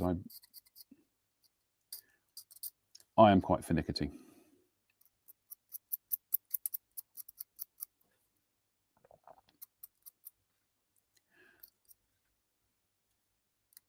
But yeah, going back to what I was saying to Ian about my late uncle's car collection, he had some absolute zingers. I mean, I remember seeing them as a kid and just wishing I could afford to build the things my uncle was building.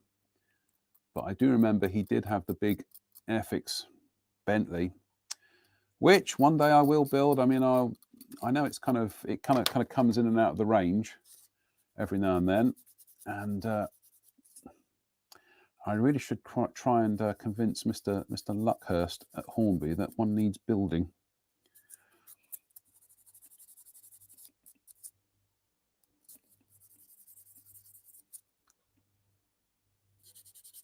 In fact, I tell you what, at some stage I will pull that mini. That mini is literally just across the workshop from me. I will bring it over and show you what I mean when I say about having problems with that finish. But so many models, so little time. 43. Let's get that one off the sprue. And again, we're using the nippers because it's a pain-free way of getting delicate parts off and away.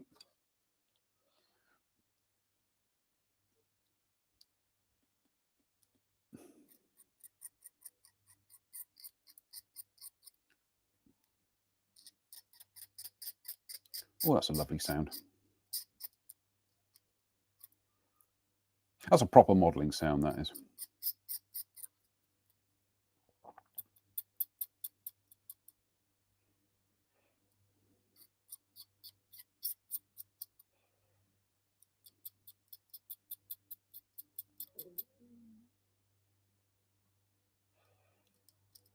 So I'm just making sure I get in there into that corner there because there's a little bit of, I can see it.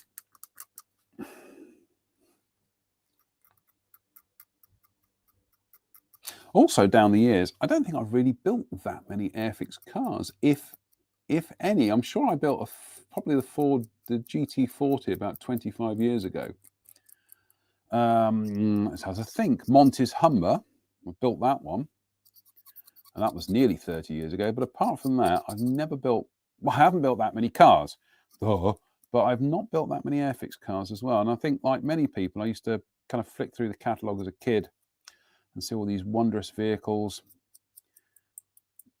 especially a lot of the kind of the British cars they built, and wish I could build those. But what is modelling if not revisiting your childhood and correcting the things you couldn't build back then? So let's have a look. This is going to be one of those things where everything floats in midair again. So from what I can tell is,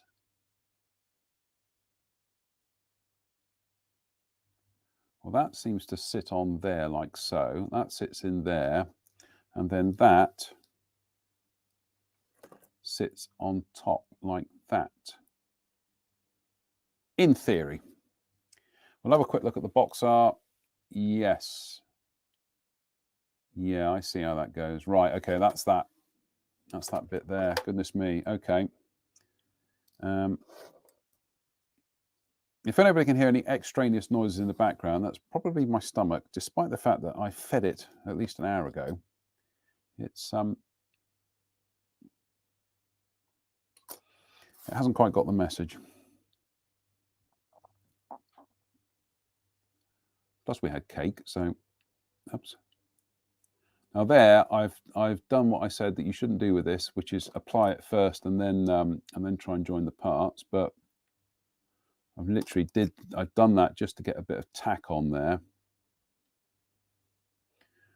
and then that should. You see how quickly that stuff sets, because that's pretty much kind of. Oops.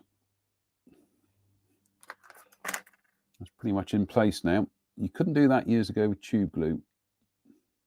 In fact, I'm going to use the tweezers from the set just to go in there and do what my fingers can't do and just get that in there. And then we've got this bar that goes over the top like so, like that. So again, yeah, I am going to have to apply a couple of spots on there just to literally give this part a bit of grab.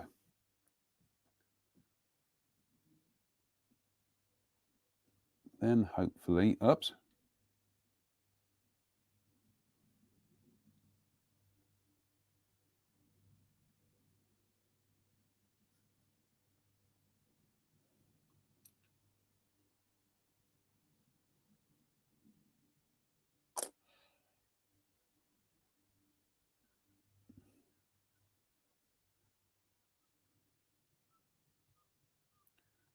Just going to nudge that into position. There we go. That's, just get that in there. That's quite a delicate little operation to do there. I have to say, I am quite amazed, and I said this yesterday, I'm quite amazed at actually how involved, complicated, what's the words I'm looking for? I was expecting this kit to be a little bit more basic, perhaps is the right word. It turns out that actually, what, you know, I was expecting the undersize to literally just be kind of like an axle. You stick the wheels on, that's it. But back in 1971, so this kit is 50 years old, that Airfix at the time actually went to a lot of trouble to really reproduce a lot of the features of the beach buggy. So like I say, this assembly here for the front suspension and the kind of the bumpers around by the number plate, and in fact we've got that bit there is just lifted off a bit. So we're going to go in there with a bit of liquid cement and the tweezers and tame it back down again. There we go. It is surprisingly involved, in a good way, because it means they didn't really kind of compromise on the detail. And bear in mind, this is from 1971. This was a Series 2 kit as well. So yeah, it's quite surprising. I was not expecting it to be quite as comprehensive. That's the word I was looking for. So there we go. Airfix, I don't know if you can see that. Airfix Products Limited, 1971. 50 years old, goodness me. What's even more depressing is it's 50 years old, yet it's a kit younger than me. Oh, when did that happen? So this is a bit tricky to get in there with the, it's a bit tricky to get in there with the cutters. Also, it's a bit tricky to get in there with a knife because we've got bits kind of pinging around here. But I'll show you what we'll do is, that's causing a problem. So we'll very carefully take that out there and take that out there. We'll clean the steering wheel up now. So at least we can get that out of the way. And again, just a couple of quick swipes of the stick, and then we'll go over it with the polishing one. Just give everything a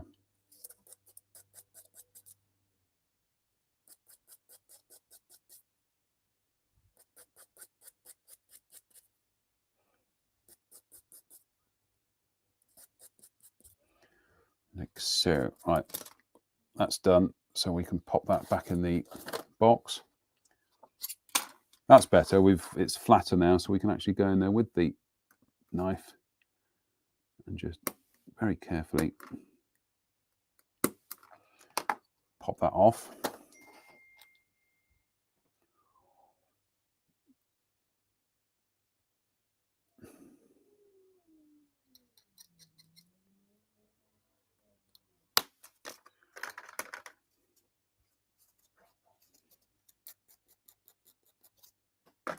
And we've got A little bit of flash there, but that is taken care of quite easily.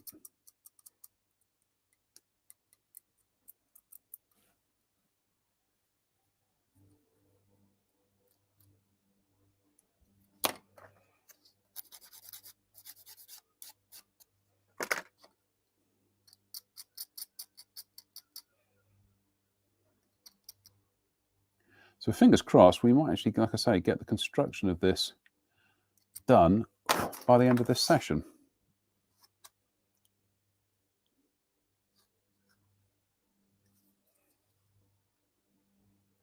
Now, just having a quick think, actually. If we pop that in there like so, I get the funny feeling between you and me that we are going to end up with a... That is interesting. We're going to end up with the fact that the great big Airfix Products Limited 1971 stamp on this part is actually going to be visible on the finished model. It's not entirely going to be covered by Sonny and Cher. So what we might have to do is, with the sanding stick, is, yeah, are we going to get rid of that or not? What do you think? What do you think, people? Should we get rid of the Airfix stamp on there, or should we keep it as a piece of modelling archaeology, which will be visible on the finished model, albeit only partly visible? I'm just having a quick think. What we're going to do is we need to get these seats off as well. So pop them off, give them a clean up.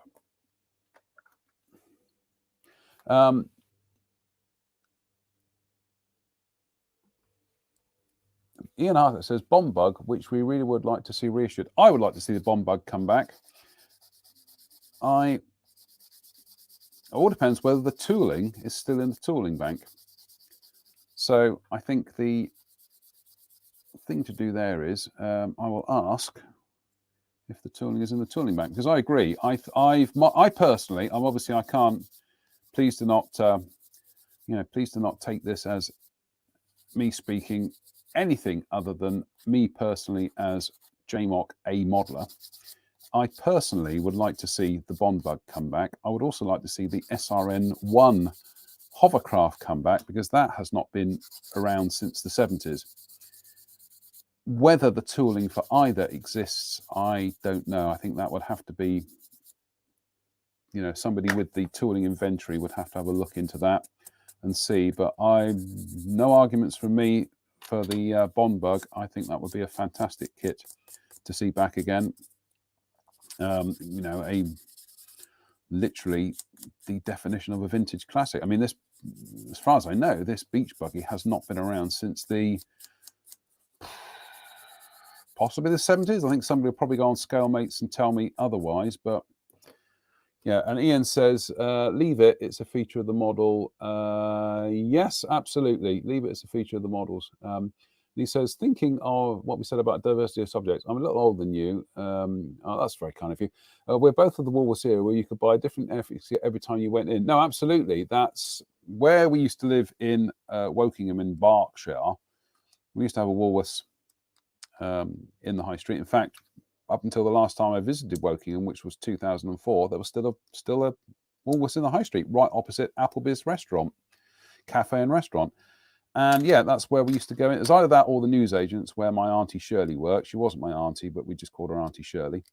And yeah, we used to go in there and either buy them there or buy them in Woolworths. And then Matchbox turned up and started appearing in some of the smaller newsagents and sweet shops. Goodness me, that was a revolution. That was. Matchbox, what are they doing making kits? They make die casts. So there we go. So that, I'm just seeing how these seats, do the seats sit in the, I'd imagine that they do. They don't, I don't think they butt up to that lip. I think they actually sit over the lip like that. Oh, and of course, we've also got, I'd almost forgotten, we have that goes over the top of that. So that actually hides That actually hides quite a bit of it. Then that sits over the top like so. Then the seats log onto there like so. And then by the time Sonny and Cher are sat on them, you're not going to see that. So we'll keep it on there. Yeah. So yeah, Ian's right. You go into Woolworths, and apart from the sawdust that was always on the floor in the entrance, I don't know if that happened with other people, or whether it was just a necessity for the clientele in Wokingham. But yeah, we used to go in there and, oh, goodness me.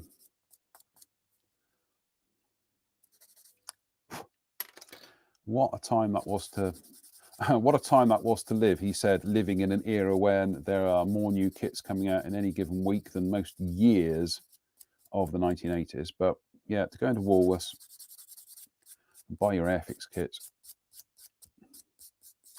Hey ho.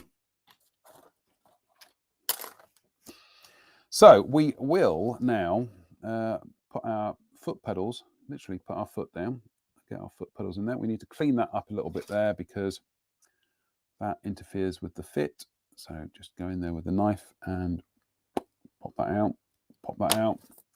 Quick swipe with the coarser end of the, I haven't even used the coarser end. Quick swipe with that bit. And let's just check the pedals. They drop in there like so. In fact, it's rather handily remained where it is. So I can just quickly go in there with a little bit of liquid cement. Like so. We've got a little bit, whoops, we've got a little bit of burring on the top there from where I was sanding. But do you know what? Just brush a little bit of liquid cement on the top and that's it, done. So, whoops. That's fine. So we'll put that to one side. So, goodness me, we are rapidly heading towards a conclusion here. In fact, I think we will get the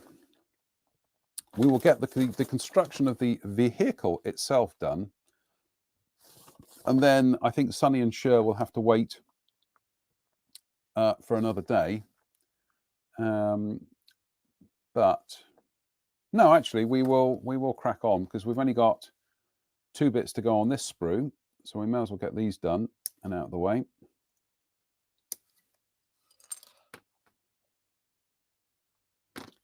Stuart Tucker says, we had a model floor in our Lawsons. Phil Jones says, those figures, are you sure they are Sonny and Cher? My memory tells me Faye and Steve, as in the Thomas Crown Affair. The film was after all released in 1968 and the kit is 1973. Kit is 1971, and I don't remember Steve McQueen in the Thomas Crown Affair sporting a Jason King style moustache. I mean, he really is. This chap here, I don't know if you can see him, is a little bit,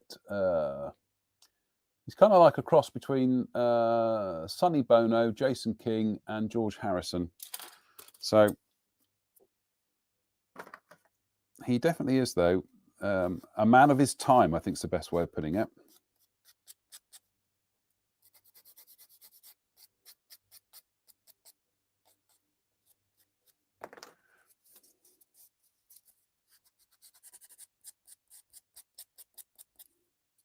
In fact, we'll leave the figures till last because there is a little bit of there is a little trick I'm going to show you with those, which I think might work, or it might end in disaster. But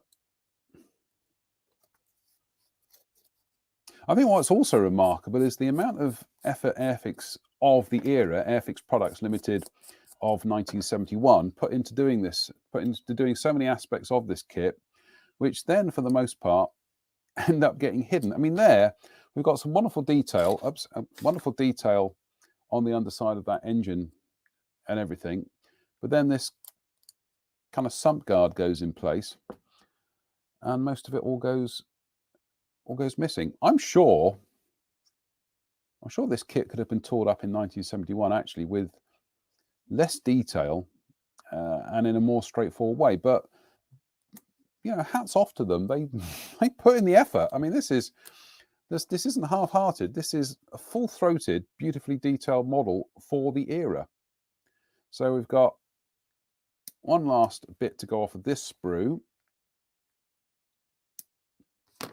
check it, and that's it. Nothing left on there. Nothing left on there at all. So we'll just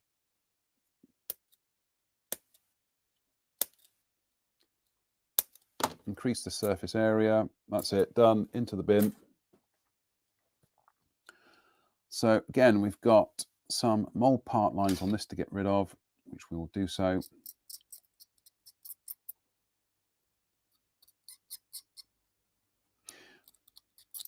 I do remember, and I've told this story before, so bear with me, but I do remember Debenhams in Bristol, now sadly a thing of the past.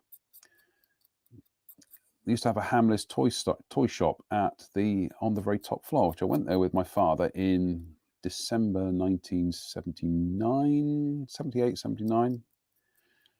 First Tamiya 35th scale tank I ever bought or built, which was the M3 Stuart. First model I ever airbrushed was the M3 Stuart with my Humbrol Modeller's airbrush, a little external spray gun. And I was always impressed up there because they sold the Prince August range of metal casting soldiers, which I'd read about in Airfix magazine. They also sold Hysterex kits up at the top of Hamleys in Bristol and Broadmead. Hysterex, goodness me. Somebody up there went to the trouble of actually doing like an enthusiast model shop. And I also remember one of the things I saw up there was that kind of blue and white box for the big Eschi 1/9 scale Kugelwagen, which I remember at the time thinking I would love to build that, but no, it would have been far too rich for my fledgling skills at the time, and fortunately far too rich for our budget as well. But I did pick up an Eschi catalogue from that visit to Hamleys, and I still have it, and I still dip into it every now and then because it's a wonderful thing.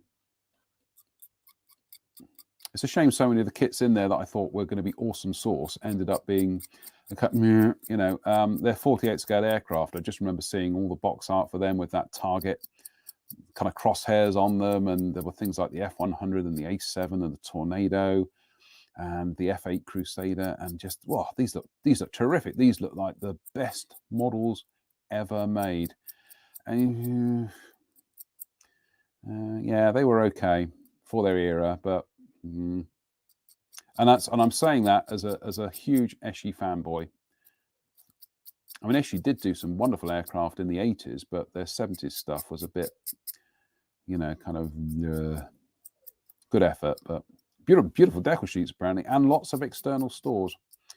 But they tended to be a little bit temperamental, I think is a good way of putting it.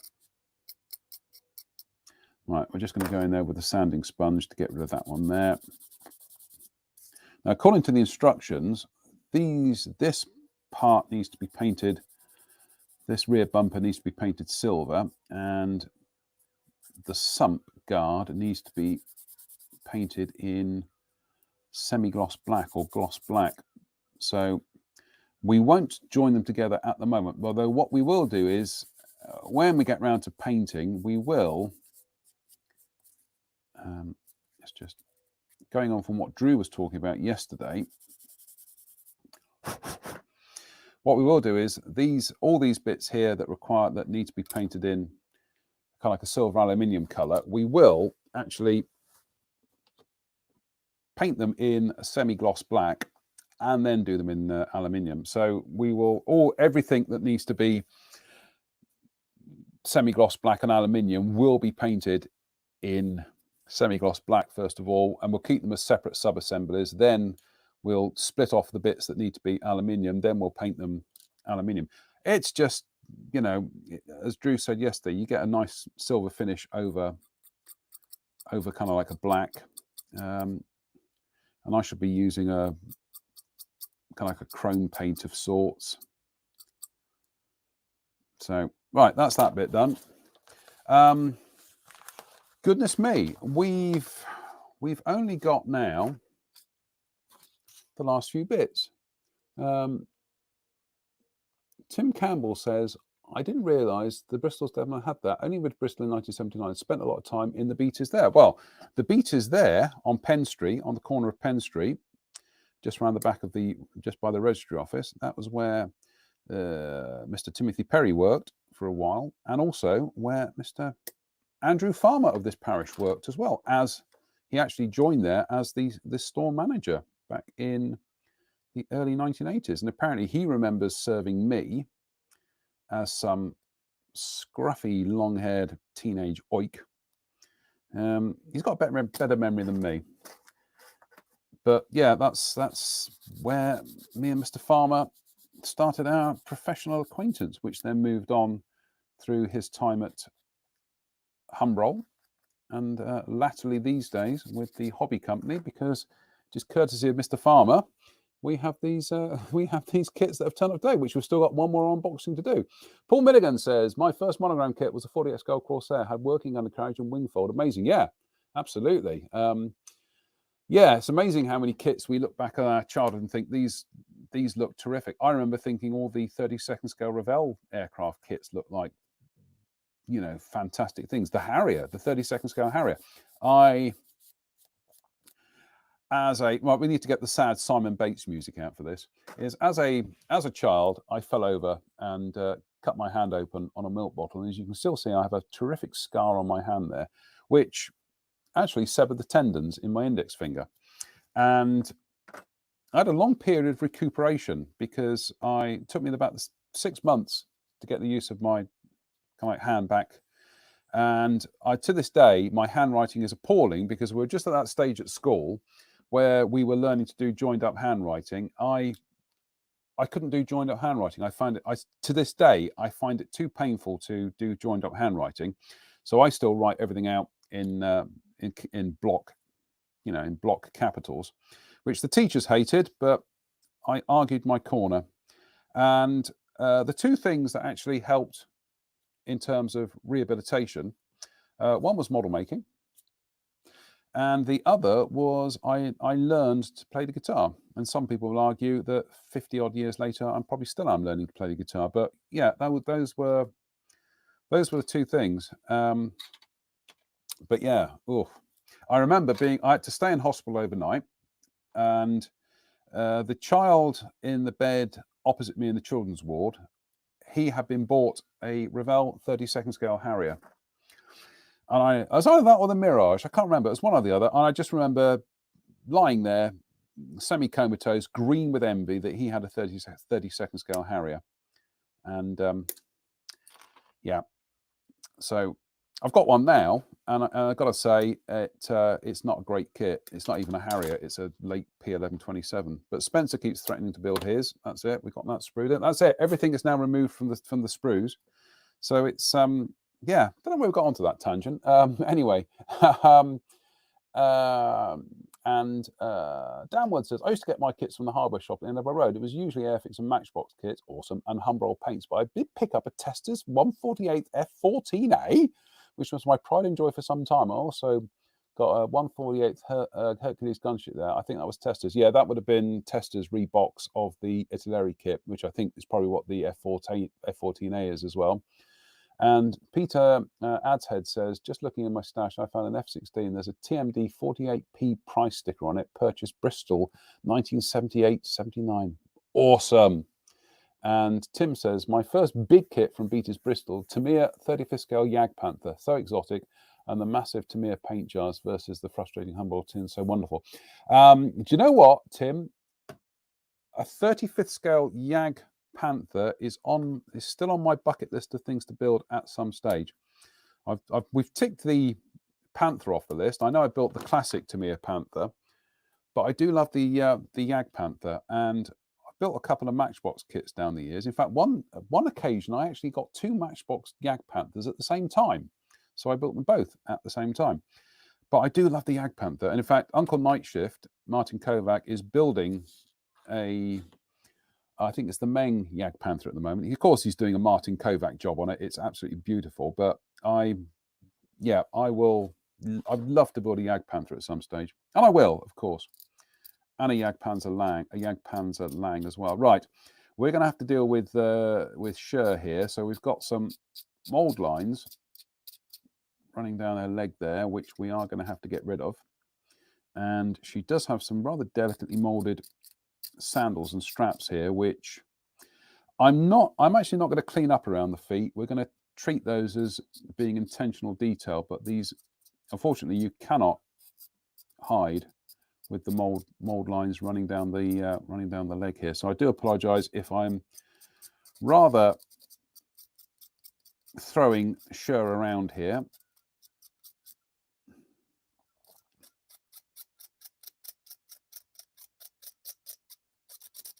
But again, if you're a beginner, this is how you get rid of mold part lines. It's a simple kind of adzing action, just scraping the blade backwards and forwards just to get rid of the mold part line. What you can do, some people do, is they actually, and Sharpie, is what they will do is, I know I said I wouldn't use something that wasn't in the toolbox, but what some people do is they'll work on the mold lines with a Sharpie or a felt tip pen. We're assuming everybody's got a Sharpie in their house. It's not an expensive thing. You can buy these for £1 in Poundland, or you can buy a pack of 5 look like Sharpie pens in Poundland. But we'll just use this to go over the seam lines like so, because then what you do is, as you start scraping them off, as they start disappearing, as the ink starts disappearing, so does the seam line. So now we're going to talk about the hair in a minute, because there's some rather nice sculpting on the hair, but then where the seam line is in the middle, there's no detail whatsoever. But we'll come back to that. So we will now go in there with the blade, and we are literally, what we're aiming to do is scrape away all traces of the ink, because once we scraped away the ink, we've got rid of the mold part line as well.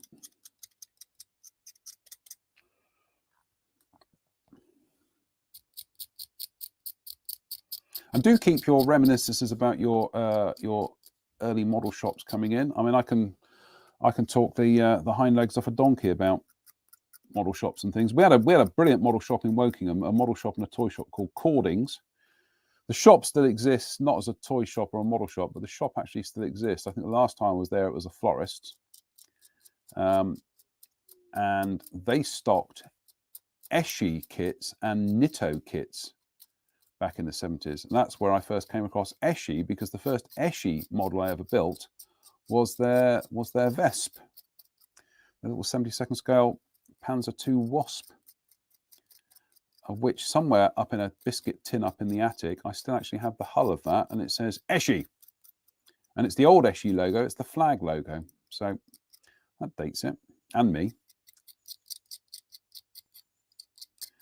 Cordings also had all the Aurora prehistoric scenes, and I can always remember walking past there with my mother. Hello, Mum, if you're watching. Big shout out to my mother, who's probably watching, because my mother, down the years, has always been tremendously supportive of my artistic endeavours, i.e. she humours me. So big shout out to Mum.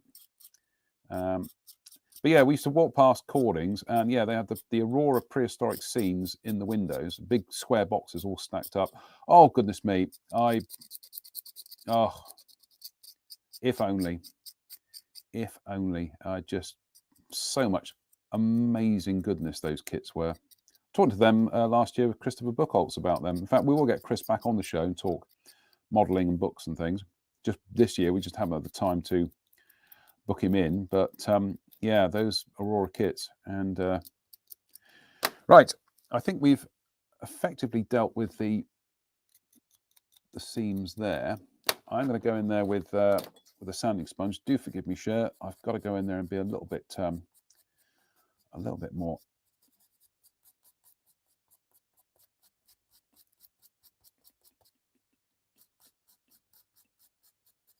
Like I say, I'm being very careful not to. There's some delicate detail around by the feet here, but we're going to, like I say, we're going to treat that as if it's actually intended to be there. This is quite hard, so this is this sponge, so I'm not kind of going too mad, because I don't want to kind of wipe out detail or create too many flat spots. And I'm just having a quick look at the hand there. Yeah, where they put that mold line, it just kind of runs across the fingers there. So what we'll do at a later date is we'll actually go in there and very carefully kind of scribe the fingers back in. But what I'm going to say about the hair is, you've got some nice sculpting here of the kind of like the hair there and at the back, but there's absolutely nothing in the middle. So what we're going to do very carefully is we're going to take this knife blade and we are going to draw like this. Just draw some hair sculpt, a hair texture on there with the knife blade. Doesn't have to be precise, it just has to add some kind of texture in there. And in fact, we can kind of augment the hair texture that's already there, but we're just literally scraping and scribing lines into the plastic. And around there, around the fringe there, we'll, like I say, we'll augment what is already molded. But this is just to get rid of those kind of, it's a very weird kind of flat spot in the middle, but that is purely a limitation of the molding. It's to do with draft angles and things. And again, we've got that kind of hair going over her shoulder there, so we're just going to go in there. Uncle Night Shift, Martin Kovac, he does this when he's doing wooden beams and things. If there's bits of plastic that are supposed to represent wooden logs or something, he just goes in there. He actually uses one of those like razor cutters, but like I say, it's just a very quick and very easy method of adding texture. But what you've got to be careful is keep your fingers well out of the way in case the knife blade slips, which is why we're being, trust me, this is the one that the tip that I chopped off 30 odd years ago, so I'm not in a hurry to repeat that experience. So we'll take a picture of this later on, but immediately, I don't think the camera can pick that up, but immediately we've got much more texture on that hair now. I'm going to add a little bit, just add a little bit to the crown as well. I'm working from memory here, seeing as all my hair fell out 20 odd years ago. So what a cruel day that was.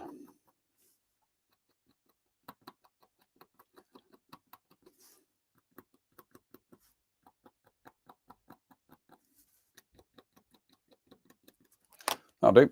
That'll do. We've got a little bit of a mold part line down there.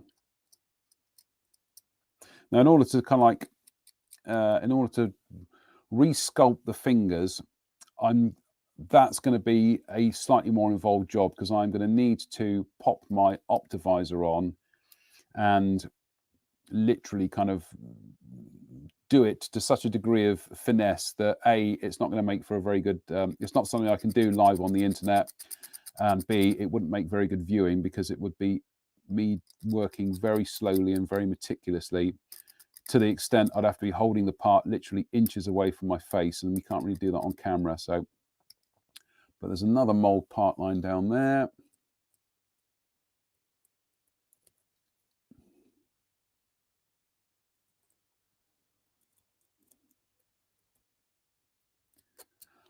But other than that, for a 51-year-old injection molded figure, and I think this is sculpted by Ron Cameron, it's absolutely brilliant. He was at the top of his game. He did a lot of the 32nd scale vinyl figures, and he also did the multi-post figures as well. But he was just a and the 54mm figures. He was just a fantastic sculptor. I've just been reminded that there's actually an Airfix figure that I need to build in the next few weeks, which I've meant to build every year for the last few years, as a Christmas present for somebody. But I'm not going to say who, because they might be watching. But I keep meaning to do it, and in order to do it, I need to get it into the mail very quickly as well, because it's got to go a long way. So yeah, it's tricky. I'm trying to get that tricky seam there. Actually, the Airfix 54mm figures, talking about things with, you know, vintage classic stuff, I like to see some of those come back, because they are truly beautiful. I've actually been building an Airfix pikeman. That isn't the project I've been talking about, but I'm building an Airfix pikeman. I originally was going to convert him into a Sedgemoor skirmisher from 1685, but then I decided that I'd rather just build him stock from the box.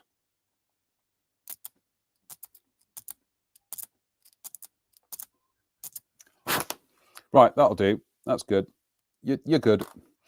Now we've got Sonny here. Now his hair is actually not too bad around the mould part line, but we do have a great big mould seams down the middle, and these are going to be challenged for painting because we've got quite a. She's Cher's wearing the bikini. Sonny here's got his six-pack. Yeah, for a figure modeler like me, for a terrible figure modeler like me, that's going to be quite a challenge. But again, what we're going to do is we're going to mark the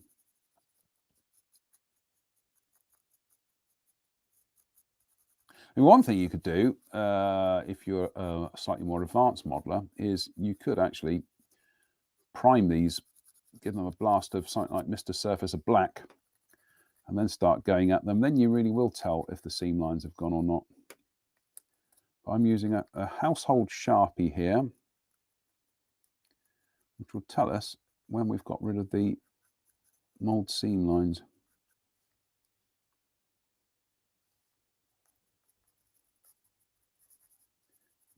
I'll be glad when Glue True comes along in 10 minutes because I need to go and have a cup of tea. So he can hold the fort for 5 minutes, but let's just pop these bits back into the box for now. Just play catch up with some comments here. Paul Milligan says, I got the Airfix 24 Square Hurricane for Christmas and the Gerald Scarborough book to go with it on how to detail it. It's a very good book. I've got that. It's absolutely fantastic book. The Airfix Hurricane I built that about 20 odd years ago. It's still a very, very good kit. Jim Aldecott says the best tank destroyer of World War II. Absolutely. Rob Monfee, who's a Bristol boy, he says, I will do it in the accent, Rob, but I'm not going to. He says, got my first kit from Santa in Debenhams, Bristol. I got the Airfix 172nd scale Dauntless, and the kid behind me got the P80 Shooting Star, because that's what Rob sounds like, honestly. He doesn't. Rob is the most northern sounding Bristolian I've ever met, whereas likewise Drew is the most Somerset sounding Scotsman I've ever met. Jim Aldecott says, I regularly view Martin Kobeck's channel to me best AFE modeler out there. He is absolutely phenomenal. He is lightning in a bottle, and a ridiculously talented young man. And I say that because he literally is half my age with twice the talent. What can you say? I hate him. No, I don't. He is absolutely phenomenal. Like I say, every now and then you get somebody who comes along who has that, not only has that range of modeling skills, but Martin also, he has invested the time and energy into making absolutely top class videos as well. And he's also a very funny guy. And also, you've got to remember, he's doing these videos in his second language. So, it's just a phenomenal effort all round. And the fact that he just says, this is only like the second really serious figure I've ever painted, and he nails it first time. He is just ridiculously talented, very funny, a lovely guy, and he likes Godzilla movies. So what can we say? The extraneous noise you can hear in the background is my cat sneezing, which makes a change from him crawling all over the workbench when we're doing a live broadcast.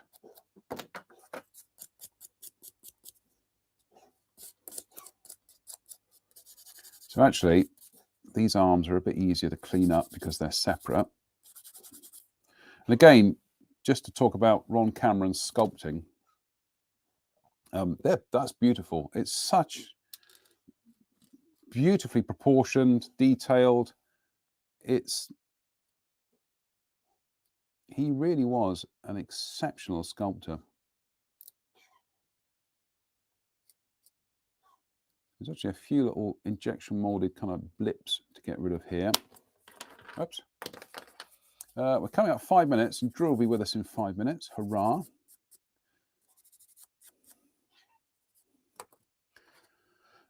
We are going to leave the arms off for now for the simple reason that I do need to line them up with the steering wheel, and the steering wheel needs to line up with the instrument panel. So we're not going to do those at the moment.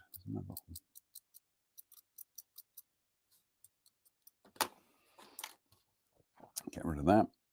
He's a muscly bloke, this. I'm quite jealous. He's got muscles, a six-pack, and a beach buggy.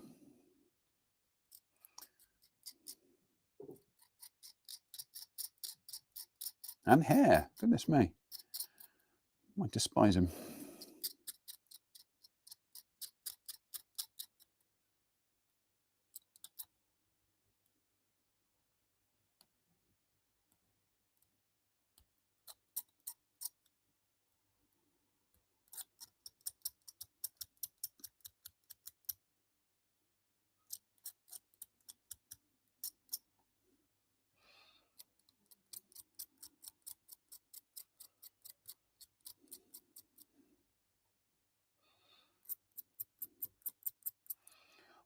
Making short work of the seam lines on that. That's absolutely fine.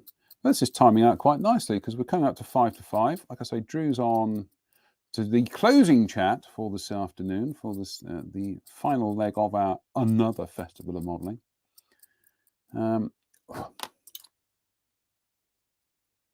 This is the beauty about using things like Sharpies, because unlike other felt tip pens, it's really not going to kind of rub off.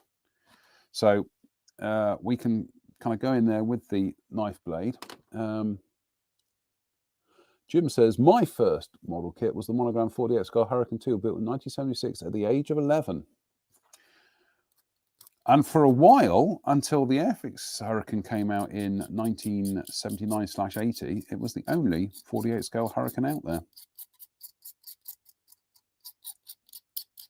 In fact, up until Hasegawa released their 48 scale 109E in 1988, I do believe, that was the only 48 scale 109E out there. I mean, it sounds like we're kind of like living in the dark ages.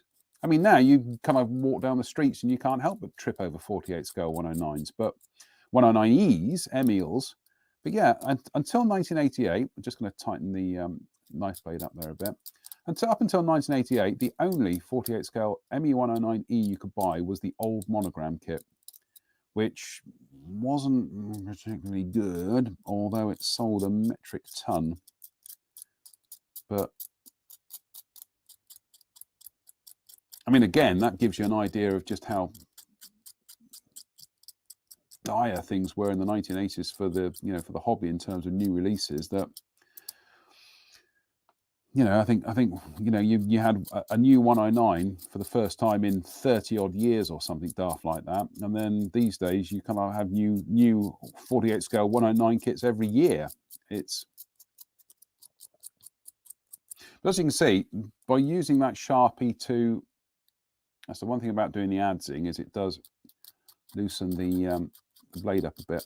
But by putting that Sharpie in there, and then just, I went a bit West Country there, that Sharpie in there, by putting that Sharpie in there and going in with the knife blade, it does make cleanup a lot easier because you are instantly seeing what you are removing. And despite the fact this probably looks massively destructive to the detail, it honestly isn't. It's just taking off the kind of like the mold line and some of the plastic around it. But by and large, the blade is still kind of skipping over and conforming to some of the, the fold detail in the clothes and things. So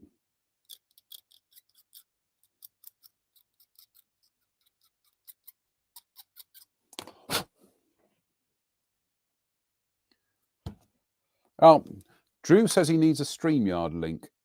He should have it because it's oh no, he's not, because it's the afternoon shift. Lols. Facebook, here we go. Let's just log on to send him the link via Messenger. Yeah, we're coming up to the 5 o'clock Come on, Facebook. Oh, goodness me. Did this the other day. It just suddenly went slow. All right, Drew, we're on our way.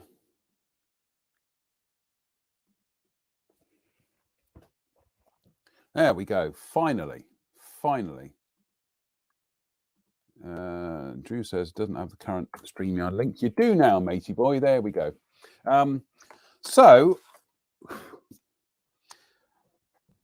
we got a little bit of. We'll just get rid of that mold part lying around his head, and then I'll hand over to Drew. He's here. He's finally here. So we got a little bit of. There we go. We are literally coming towards the end here. I can't believe you said that about Rob. What's that? About his accent. Well, he doesn't sound very Bristolian, does he? I take that back. You don't sound very Scottish. No, indeed I don't. I don't sound very kind of like Brummy. So you win out of all of us then? Why is that then? Because you don't sound Brummy. Hey, that is true. All right, we don't want no trouble. Hey. You do not diss the people of Noddy Holder. You know what? That's a wrap. That's as much as I'm going to do on this. I could probably just go, just get rid of that. You should be paying attention here, Drew. This is figure modelling. You're going to need to do some figure modelling with that Tomcat. Don't you worry about me. I'll be all right. Famous last words. Yeah. Well, absolutely. I painted. I did a whole slew of models on sticks a while ago, didn't I? Everyone had a pilot, so that's true. But you've got but they're mostly hidden in the cockpit. You're going to actually have to have one chap who's actually going to be out there doing his kind of. But even he's got a mouthpiece on and a helmet and all the rest of it. Even he's going to be largely obscured by clothing. Yeah, it's all right. Not like you've got to do face tones or things like that. No. Right, okay, just bear with me a second. We'll do the handover in a minute because I do need to I'm going to make a cup of tea and etc. Like that. So, okie dokie, look, that's it. That's we have conclusively proved, apart from obviously the use of a Sharpie and a little bit of repair work that we did, but after 2 days and using a very basic toolkit, we have proved that you can build a model, construct a model using literally the only tools we've been using are these cutters, that knife, and that sanding sponge and that sanding sponge, and just the one pair of tweezers, the straight tweezers. But it just goes to prove that in terms of cost, yeah, okay, me and Drew and Spencer, we have workbenches that down the years we have acquired tools of varying degrees of cost because our tastes have changed or our requirements have changed. But if you are a beginner and if you are somebody who is new to the hobby or inexperienced, etc., a £10 toolkit and a bottle of glue gets you. It's going to get you started, isn't it? Yeah. Exactly. This is not, we're going to say this again. This is not an expensive hobby. It truly isn't. And there we go. We're building a £10 kit with a £10 toolkit with a £4 bottle of glue. There is going to be cost involved, obviously, but yeah. Yeah, but it's not free, is it? It's not free. But what we're saying is it needn't be an expensive hobby by any stretch of the imagination. No, there are going to be costs involved, but by no means are we saying that you've got to go out and buy, a pair of these cutters and you've got to have a cutting mat. Like I say, I'm using a cutting mat for aesthetic purposes for this live broadcast, but most of the time I'll be cutting on a piece of hardboard because that's what I like. I just prefer it. I'm old-fashioned. This piece of modelling cloth can be cut to suit many pockets. Exactly. So, goodness me, hasn't it been exciting? It's been all right, hasn't it? It's been a lot of fun, that. As I was saying on my broadcast, I think we definitely do need to look at doing a not so much another festival soon, but just having a day where we can, have a concentrated day of modelling where we do a live stream from the workbenches, and we actually get on with things rather than being distracted. We're actually getting on with. Get on with it. Yeah. I mean, frankly, if I'd have sat down and tried to build that beach buggy this week, I'd have probably spent 5 evenings working on it. I've nailed that in literally 2 days. Yeah. So, yeah.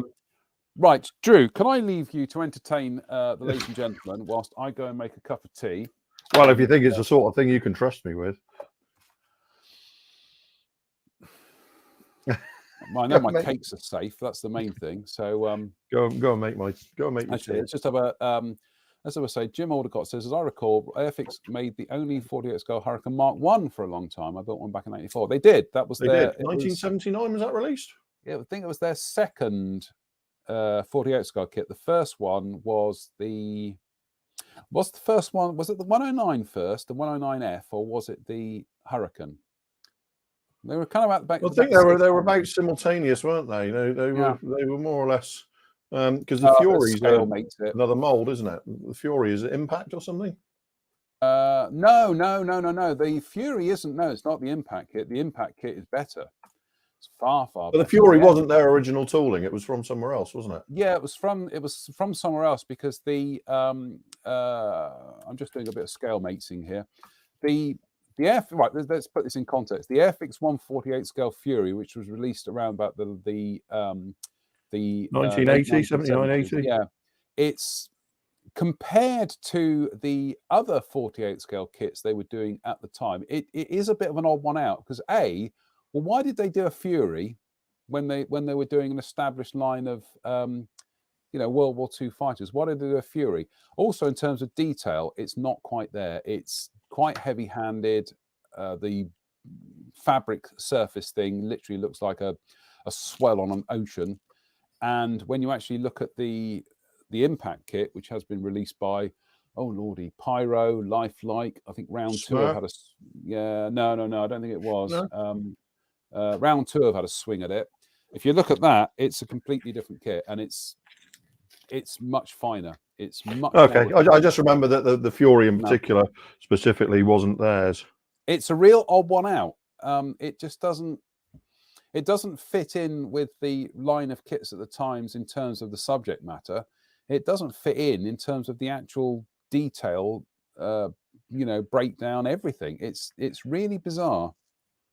That said, if anybody now, like Airfix or anybody, fancies doing an all-new tooled Hawker Fury, that would be delightful. It would be delightful, wouldn't it? I mean, when you look at the Tiger Moth, it's a beautiful aeroplane. It is a beautiful aeroplane. Andy King says he's need in capital letters there. He says we need a new tool Fury in 148 Airfix if we're listening. So obviously I can absolutely, I'm completely neutral on this. Isn't that just that's what I just said. Yeah. Right, Drew, you're on your own. I'm going to go make a cup of tea, so I'll be back in a second. Oh, thank you. Right, okay. So let's switch to the vertical. So all I'm doing at the moment is I'm just going back over, and I'm actually taking a little bit of time on the tanks this time and remasking the edges. This particular kind.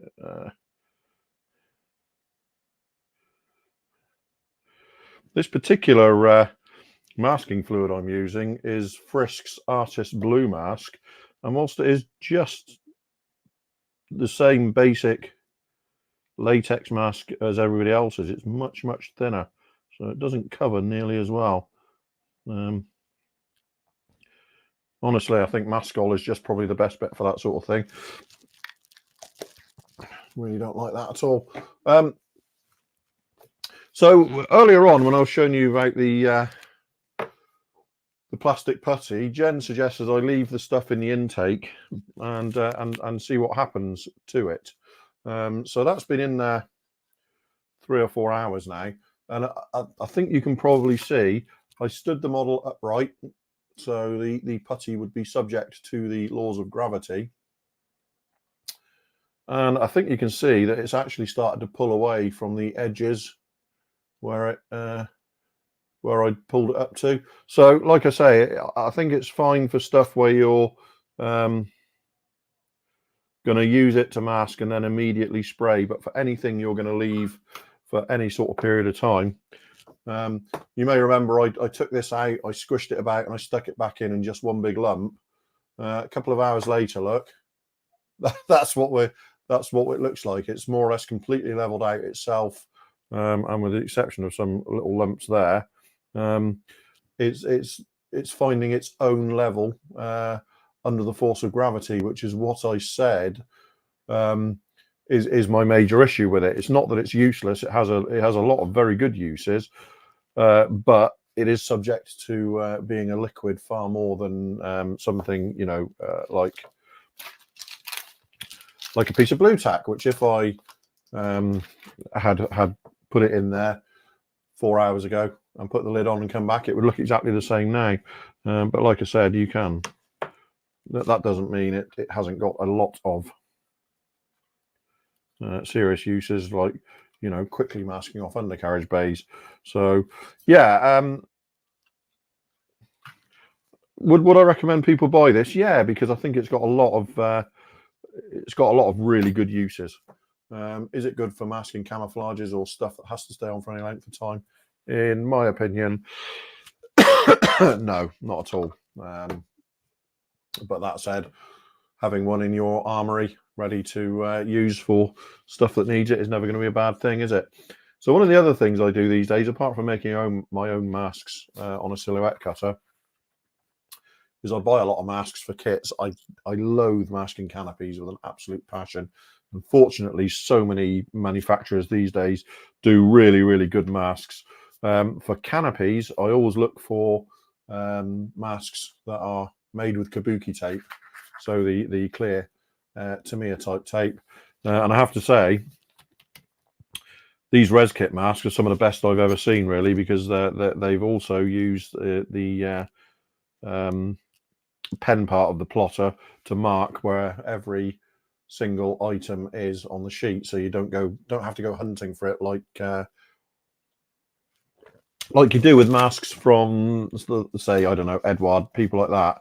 The masks themselves are fine, but they're very difficult to find on the sheet, and you have to go hunting. On this set of, as you can see, it's the F4E masks for the fine molds. So everything's here. Look, fine molds, F4E early.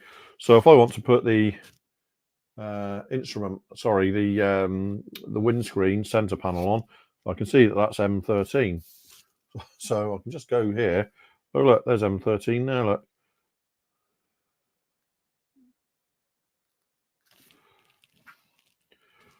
And we've got M13 off.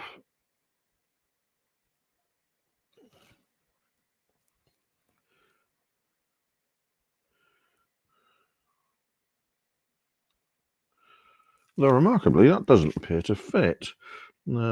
I think what they've provided here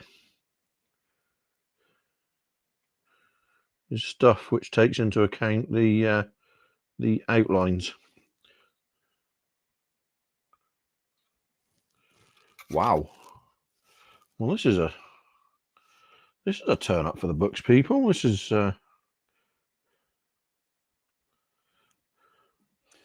Are you sure you're really not odd, using the one that's supposed to go on the inside of the canopy? No, because that is the one on the inside of the canopy. I've used the one on the outside and the one on the inside, and they're both significantly too small.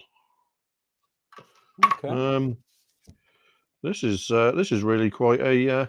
Let's have a look. So there's M10 for the outside port, M11, M10 for the outside port.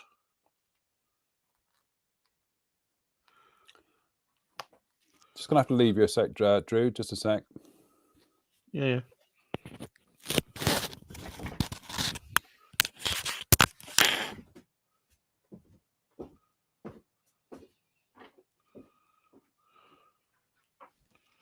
And that is almost, that is still significantly, I don't know if ResKit have managed to get the scaling wrong on this or something. But as you can see, the idea of that is it goes right down to the edge of the canopy. And if I put it right down to the edge of the canopy, it's a little bit too short, and it's sort of about it's also significantly too short. This is, well, you're watching it live, guys. That is a masking set I've ordered for this specific kit. And the first two pieces of that I've tried are nowhere near fitting. So I'm going to have to go back to the drawing board for masking this canopy. And find something else, have a look around, see if anybody else does masking for it. Because that basically can't be used. It looks to me like they've got some kind of scaling error when they've actually cut the sheet. Well, that's what I thought, Ivan, that they were smaller to account for the sealant around the canopy. But there's nothing on there that's, you know, if it was to account for the sealing around the sealant around the canopy, they'd also have to have another mask in there for after you painted the sealant, so you could mask the sealant to paint the camouflage. And they haven't accounted for that either. So if they have done it to account for the sealant around the canopy, that in itself is a poor solution, because they haven't provided a mask which you can subsequently use to mask the sealant off, because you'd have to mask the sealant off as well. It's pretty much that set feels pretty much like a bust to me, if I'm honest, which gives me no pleasure to say, but I think it is to account for the sealant, but is a bad solution. So M1 is for the forward canopy. So let's get M1 out.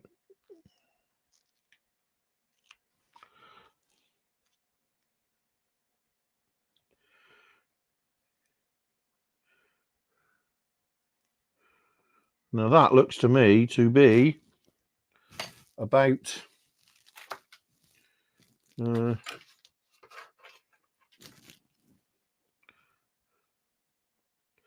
that's about 2 millimeters too short. There. I've lined that up with the back of the canopy. That is about 2 millimeters too short and doesn't even meet in the middle. The angles look right, but there is clearly some kind of serious scaling error that has happened with this, because they make no mention of it being for the sealant. And even if it was for the sealant, that would still be significantly too small, because the sealant is a very fine edge. Isn't that disappointing, John? That is disappointing. That is, but it just goes to show that the best laid plans, I mean, we're doing that live on air, and you know, there's no arguing with that, is there? It's not like, you know, we've tried to account for the possible issues as to why that's happened like that, and there's nothing to really account for it. It's simply wrong. So back to the drawing board for that. I'm really deflated by that, because I was looking forward to doing a quick masking job and perhaps a little bit of spraying. But this is the chat part of the evening anyway. So rather than modelling, well, we've got one more. We've got one more unboxing to do. So bear with me a second. I'm just dealing with a bit of bit of admin. Have you made your tea yet?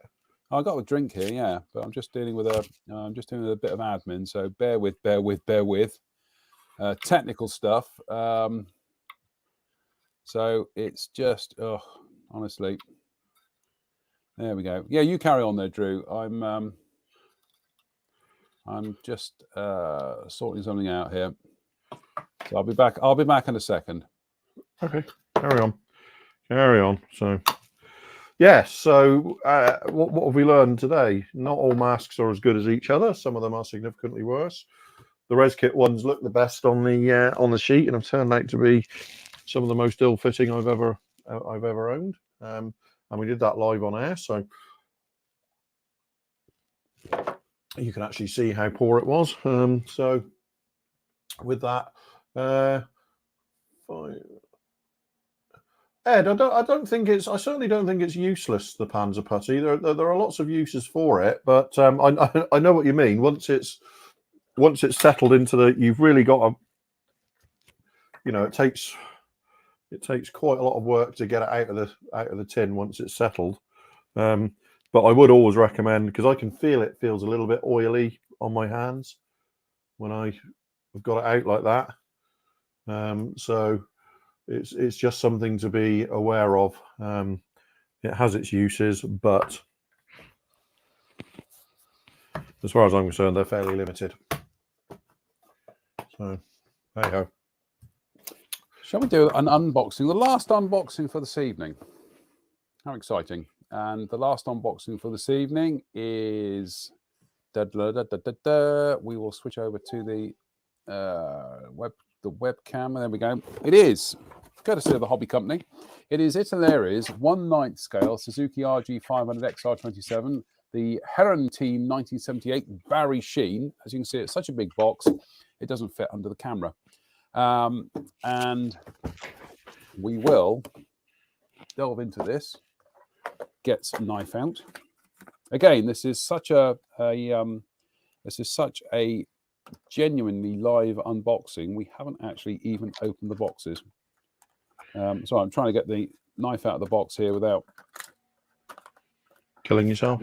Yeah, no, exactly. It's been a rarity that I've actually built a model without dropping any bits on the floor. Well, no, it's young. I should do more live broadcasts of modeling on the internet. So there we go. Let's open the box. This does need building. I've been told this needs building. So I am looking forward to this because it is a challenge. It's different and it's a challenge. So what have we got? Well, goodness me, everything is actually molded in color. And I think the brief was to build this, literally build it without painting it. So this is going to be one of those unusual briefs whereby I'm constructing a model, but I'm not actually painting it, because we're going to be building it not building it tonight, obviously, but we're going to be building it as if this is being built by somebody who is relatively new to the hobby. So we've done it a couple of times. I did the Volvo this year, was the Volvo, the Italeri reissue of the SG. No, the Italeri Volvo, it's their own kit. That was built but not painted. So yeah, it goes against every fibre of my being, but if that's what the brief is, that's what you do. So I have to admit, I'm quite caught out there. I thought this was largely a die-cast sort of model. No, I think it's ex-Protar. I think right. It's but it's yeah, all the body parts and the tank and everything is molded. I think they've molded it in color as close to the actual vehicle as possible. So you've got all the body parts and things there in red. So there we go. So we have a red sprue. Then we actually have a couple of silver sprues here. So let's try and get these bits out.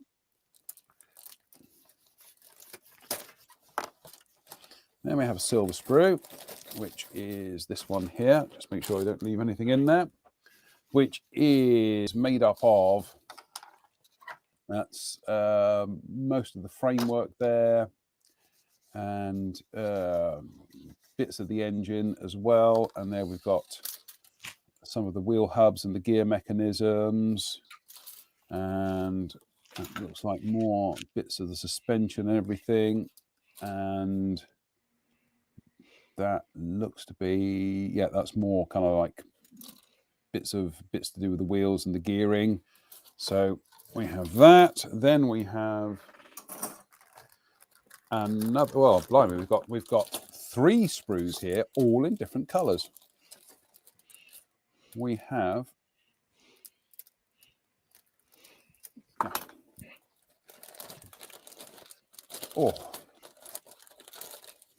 I'm most interested to see how how quickly this will go together, given that you can't paint any of it. Well, I built the Tamiya Roadster last year, the motorbike, and the other one that Spencer built, but he painted it and weathered it. I had Yeah. to build that because it was molded in color, so I literally just had to build it, and it took probably an evening and a bit because you're gluing bits together and you can't paint them. You're just not bothering with seam lines.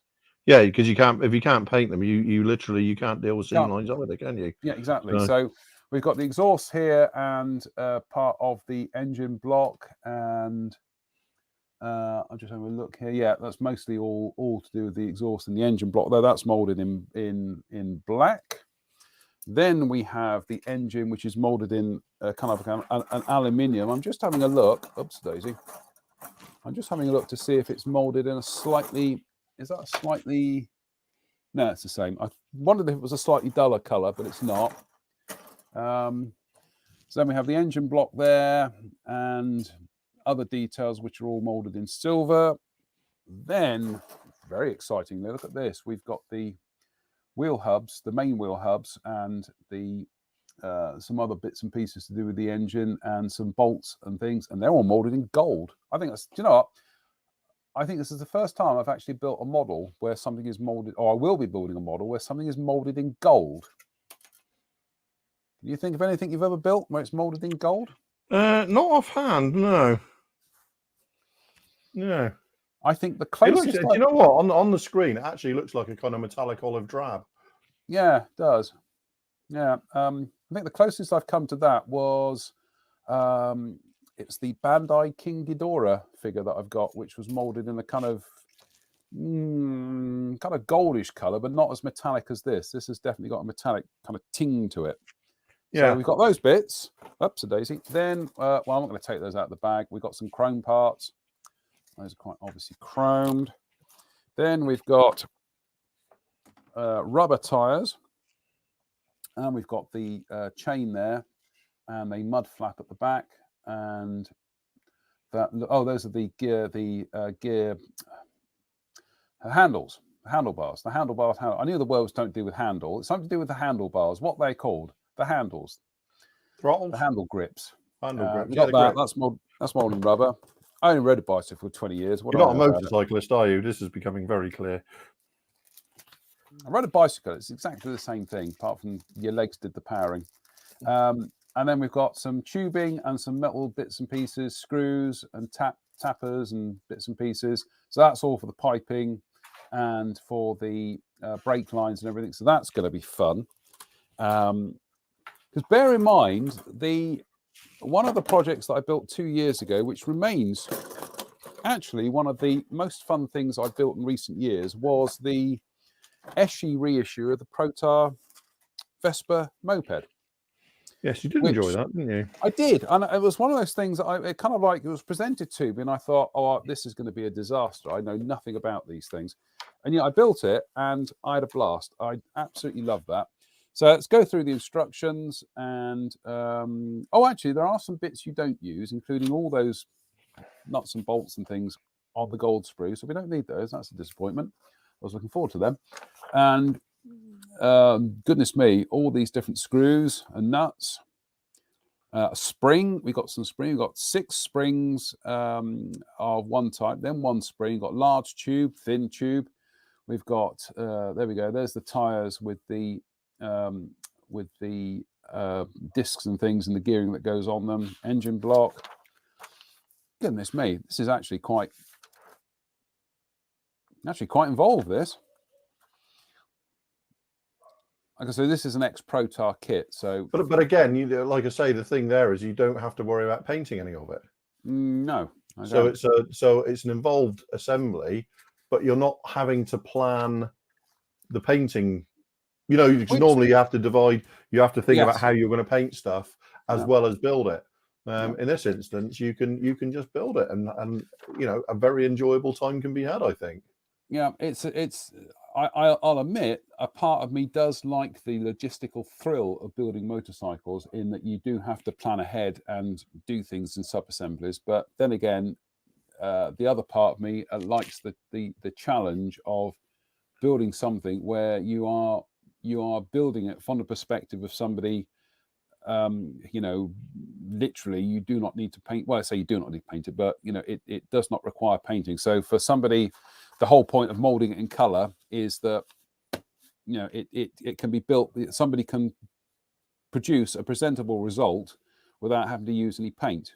I know that will go against the sensibilities and the you know, the senses of so many modelers, including myself, but I do like a challenge. And goodness me, there are a lot of stickers to put on this thing, and it does look rather glorious. So that is going to be a very, very interesting challenge. Yes, I do like a challenge, and a very nice decal sheet. There we go, and including some bits molded in silver, which is rather nice, and all the logos are there. I presume it's Zanchetti, is it? Sorry? I presume it's Zanchetti. It's no, I think this is Cartograph. I'll tell you why. Because Zanchetti tend to put their logo on it. This hasn't got their logo on it. And in fact, I will check the box. Because if it's Cartograph, it tends to have the Cartograph logo on it. Okay, perhaps it is Zanchetti. I can't see a logo on there.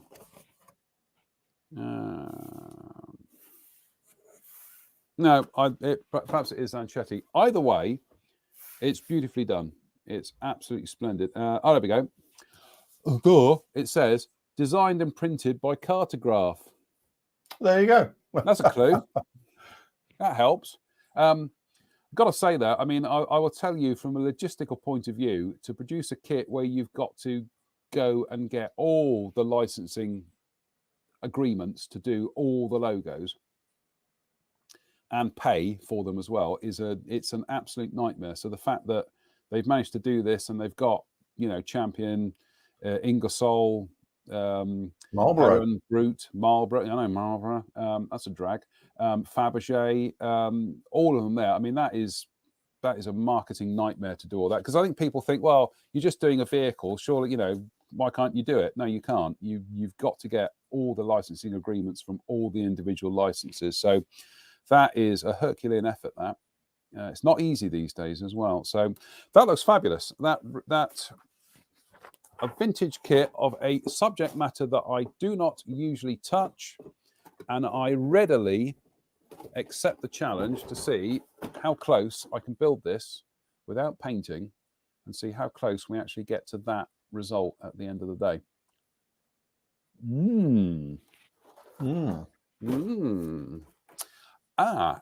There you go. So as ever, all the we're very grateful to the Hobby Company, who have supplied us with a absolute pile of kits for the weekend. The Hercules will be winging its way to Jen. The Tomcat, who's getting the Tomcat again? Oh, that's you.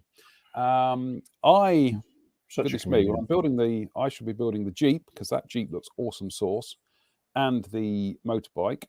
And I think the Hawk and the Eurofighter are up for grabs, so I'm sure we'll divvy it out between us. And all of these kits that we featured over the weekend can be purchased online from our friends at Jadlam, and they can be found at jadlamracingmodels.com. So if anything has taken your fancy, you know where to find them. Actually, we'll also do a shout out whilst we're here to everybody else who supported the channel over the last year since we started out. And we'd like to say thank you to the Frew Model Centre. Thank you there. Obviously, Antics Online, big shout to them. Freight Dog Models as well. Thank you very, very much. And of course, jadlamracingmodels.com, and of course, the Hobby Company. So Hobby Company, yes. It is a big, it is a big, what's am I looking for? Honor, privilege to get this kind of support for essentially. Yeah, to know that there's people, people like the Hobby Company will trust us with their products to put them out there for people to see what we do with them, and to give honest assessments. Not, we will give honest assessments. And obviously, following on for today, a big shout out to modelsforheroes.org.uk. If you can support that, if you can go to the link on our timeline and get them something from the Amazon wish list, that would be awesome sauce. It really would be. You'd be doing them a big favor, and you'd be doing the hobby a big favor as well. So yes, if you can support that as well. Where are we? 17:34. I think we can probably limp on until 6 o'clock. Don't you think? Well, I mean, I'm here, so okay. Well, we'll pick up on the comments as we. Mike Richardson says cleaning up the areas that were attached to the sprue, retaining a good finish on the motorbike will be interesting. It will be, Mike. Like I say, I've done this twice. I did it with the Tamiya Roadster motorbike last year, which, to be honest, that wasn't so much of a problem because it was a Tamiya kit. So it's just like you only have to look at the parts in a kindly way, and they will gracefully depart from the sprue and assemble themselves with the utmost perfection. I built the Italeri Volvo this year, which was molded in color. That was an interesting experience, but again, it ultimately it ended up looking quite good.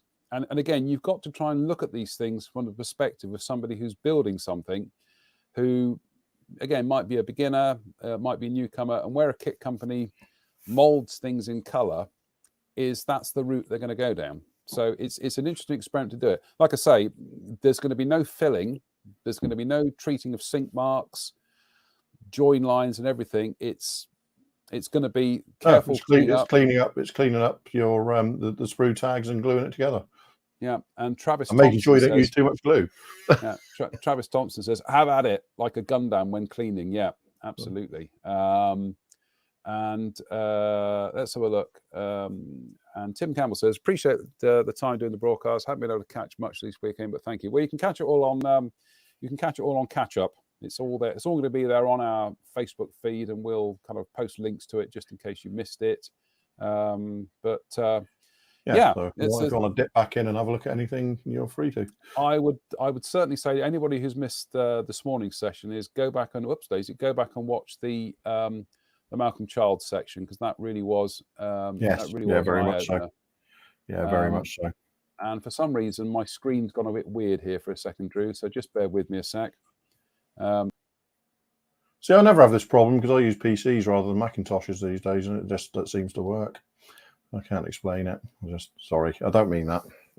It's just seeing how John reacts. But yes, I think it's been a different weekend to last year. But I think the world's a different place to what it was last year. It's been productive. It's been productive. It's been a little bit more freeform, I think. Last year we had a lot more contributors, and we had a lot more. It was a lot more scripted, if you like, wasn't it, in terms of sections and stuff. This year, all of my three sort of modelling segments, if you like, have been literally thought up on the hoof like an hour before I did them. Rather than I mean, last year we had plans weeks in advance, and this year, having said that, I think it's it's worked, and I hope people have enjoyed it and gained something from it. I'll tell you something, Drew. It's been a lot less stressful in terms of having fewer people involved. Well, I say fewer people. I mean, we've had 3 guests. We've had 3 models and 3 guests. It's still that has more than filled out the time. Again, we're trying to, we're suddenly at a situation where we're trying to cram things into the time frame rather than. It's always remarkable how quickly an hour passes, isn't it? But I've got to say that actually this year, compared to last year, this year hasn't been stressful at all. The fact that we've been able to be a little bit more flexible and bounce things around has worked so much better. Yeah, it's worked so much better. I mean, I think if we did it, if we do another one, and we will do another one, I think perhaps we could perhaps organise the builds, or have be quite a bit more specific in what we're doing. I think the problem is that because you've only got an hour to do something, and over the weekend you've probably only got like 2 or 3 hour slots per person. It's not like you can show a project from nuts to soup, you know. So No, and the other thing to bear in mind is that, as you probably noticed on the Wednesday evening, Wednesday, Sunday and Wednesday live streams, there won't be one tonight, by the way, for obvious there won't reasons. be one tonight. No. But as This you, is as you it. noticed, This is the Sunday service. because because we like it to be conversational.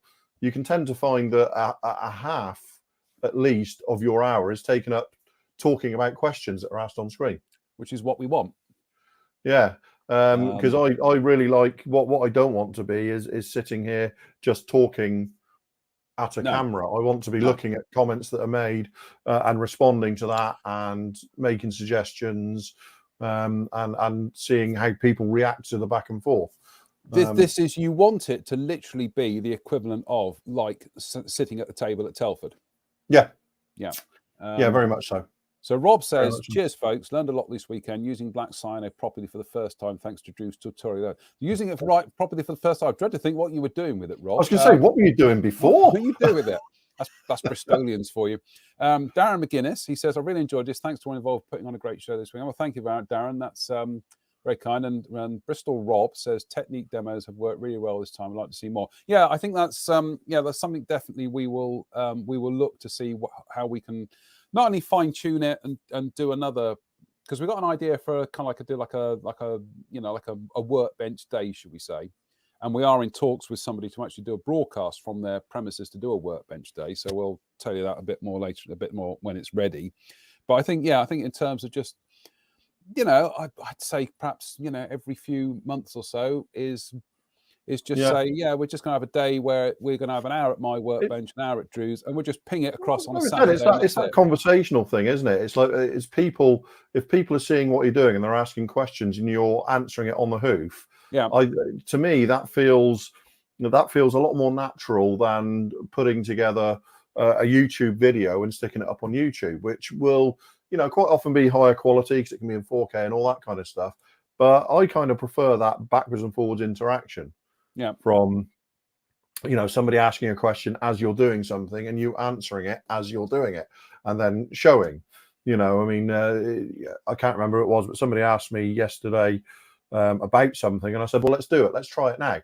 And I loaded the airbrush up and did it on the spot there and then, and we could see how stuff played out.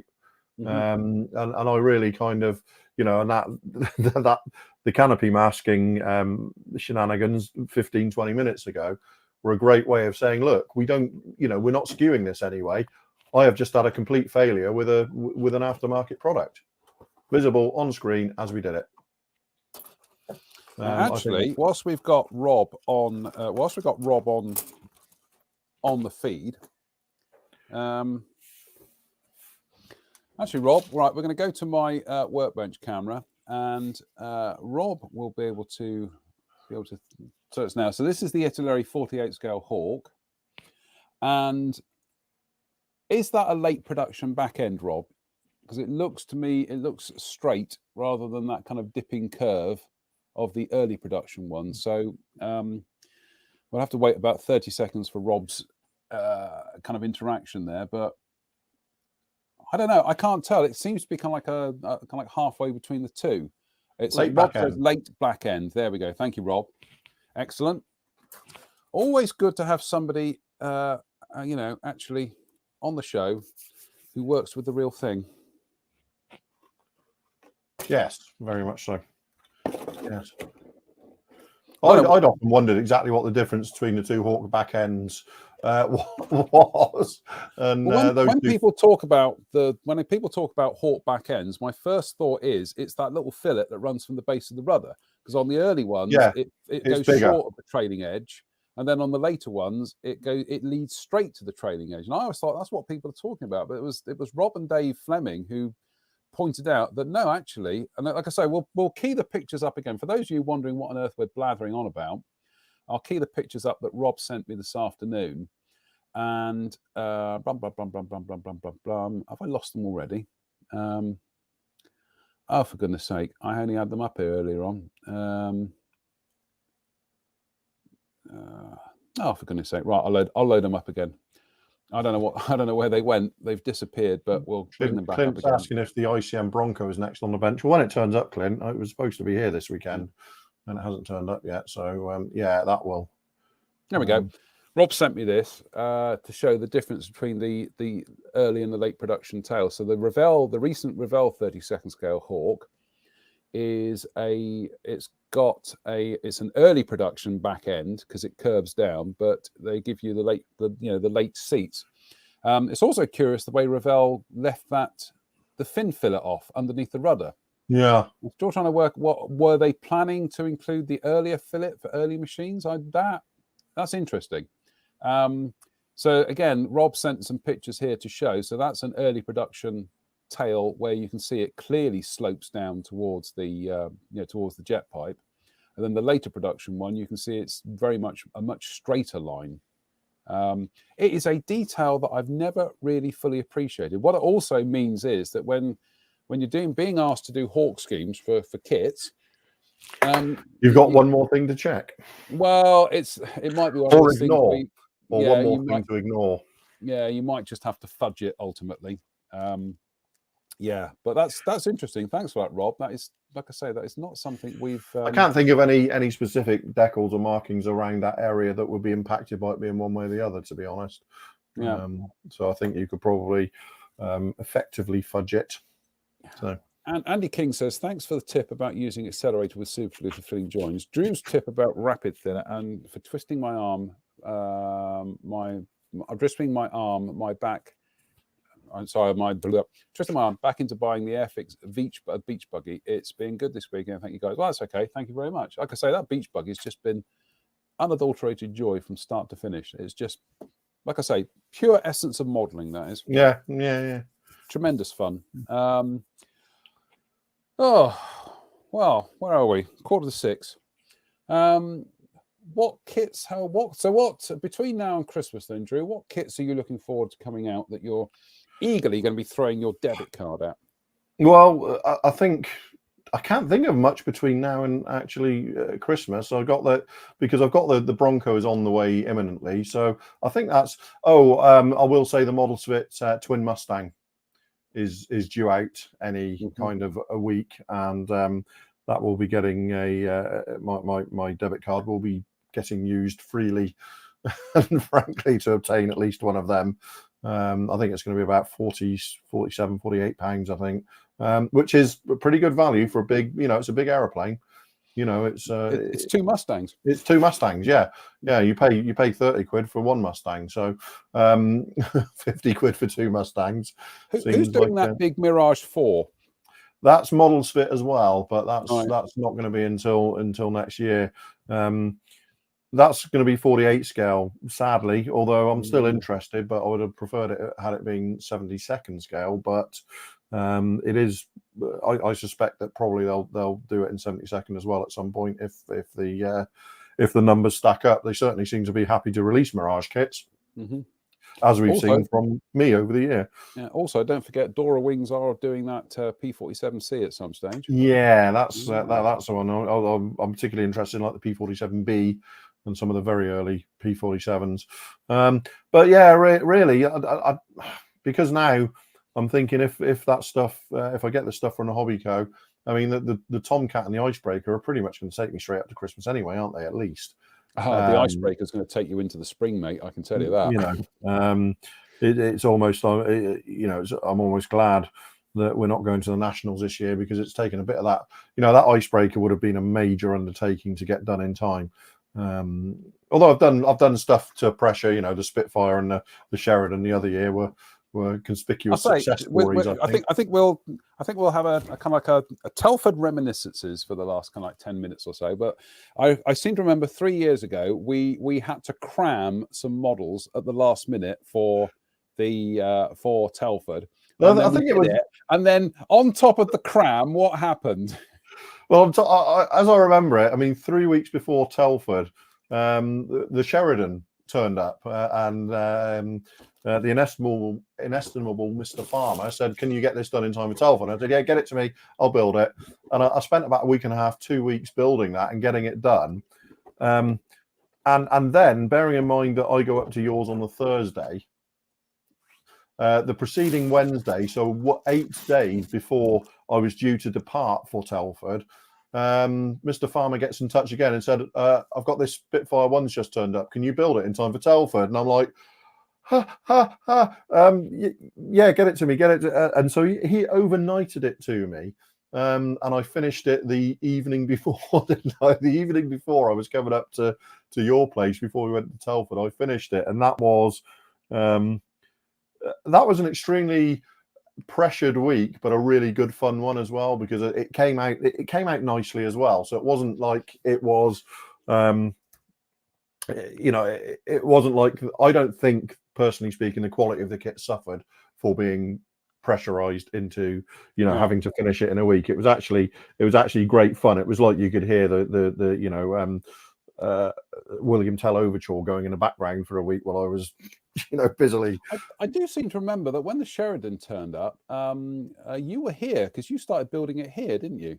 Yes, I think I did, didn't I? I did some of the sub assemblies there. Yes. Yeah, we were bickering because it's like, well, because I came in and you'd immediately taken over my workbench and I was kind of like relegated to idiot's corner. So as is right and proper. The postscript to that was because you did one of the Spitfires as well in a bit slower time, and then Andy said, "Oh, I'd like the third option from the kit done as well at some point." So I said, "Well, throw me another Spitfire. I'll do the third option in the kit." And I sat down and I did the third option in the kit with no time constraints whatsoever at my own rate and finished it in under a week. So it was the pressure of having to do it in a week was really strange. But we still did it. But when left to my own devices, I still finished one of those in under a week. Yeah. So there was a peculiar, a different mental attitude, but the kit was built just as quickly. Really strange, I thought, but notable, and again a tribute to Mia, really, isn't it? That Well, that was 2018, and that was the year that I was doing. That was actually when we actually ended up doing the ad hoc demo, if you remember, because there was a bit of table space, and it was like, well, can you do a demo? So we're like, okay, then, but I haven't got any toolkit with me at all. So I had to literally go and get. I think the only toolkit I had on me was my repair kit, which would have been something like a scalpel blade, and a few other bits and pieces. So, and we had some glue. So I then went to the lady with the lamps, and I bought my beautiful lamp that I've still got here. Then I started getting on with the demo, at which stage you were scowling at me because I was hacking away at this Tamiya Spitfire with what you described as butcher's tools. So I was literally frog marched over to the stand where they were selling the Spy cutters, and I was told, buy one of these. And I'm like, yeah, all right, just to shut you up. Get back to the stand. And I'm just like, right, let's just see what these are. Oh my goodness me. And it was quite funny because Matt from Hornby came over, one of the designers at Airfix, and he says, oh, I've heard about these Spy cutters. What are they like? I said, try it, Matt. And he goes, oh, so what are they? Oh, goodness me. And then there was a procession of people asking about the cutters, much to the annoyance of Andy, because I think they were thinking that the hobby company was selling them, and everybody who was trying them out was then hot-footing it over to the stand and buying a pair. I came back that year with my light, my Despy cutters, and my little Robard paint shaker arrived the Monday afterwards. Oh yes, yeah. And do you know what? That's one of those things. Even today, I every time I get those Despys out and I turn the lamp on, and I think that was just my after God knows how many years of building models, suddenly it went up another notch. Yeah, it's like a game changer, and it went up another notch. And it's just, I love the fact that 50 years into building kits, that I still have these experiences where something happens, and I'm like, that's a game changer. Yeah, because so much of what we do, we've said this over the weekend as well, so many of the new tools and techniques that pop up, we kind of try and then drift back to just what we were doing before, because it's not really that much of an advance at the end of the day. But very occasionally something comes along which makes a huge, and although we say Despy cutters, but any of the fine single-edged cutting snips, God hands. I think even Tamiya do a single edge one now as well. Mhm. If it's got a single cutting edge against a flat, it's going to cut much nicer than double edged cutters ever will. I mean, these are 3 years old now. They've probably lost their kind of like their absolute finesse. Yeah, I mean, But I think these- it's one of these situations where you can quite easily forget how brilliant they were when you first got them. Yeah. And if you were to buy another pair of those now and try them compared to those, you go, "Oh, I remember," because you haven't noticed. It's like the boiling frog analogy, isn't it? You won't notice the change in the cutting quality of that over the years, particularly unless they fail completely. Yeah. Having So I said think that, though, I mean, here they are, and still,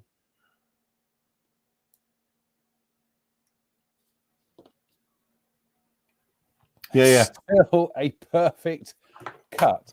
It doesn't pinch. That is still, like I say, these have been in constant use now for 3 years, and they are still, like I say, they're a little bit, they're probably a little bit out of tune, so to speak, but they can still bang out a chord. They're utterly fantastic, and that was the best. I know it sounds, because we've been talking about trying to keep things cheap over the weekend, but that was the best 35 quid I've ever spent. It was just brilliant. Utterly epic, and we commend them to the house. Well, again, when I think about how much I spend on knife blades throughout the years, I could easily spend £35 a year on scalpel and craft blades. Yeah, easily. Yeah. As I was saying, somebody said over the weekend about the dangers of using blunt, trying to use something until it's so blunt. No, absolutely. I will pretty much, now I've finished construction with this set, that blade will go into the sharpies box, and that's it. Yeah. It's done its job.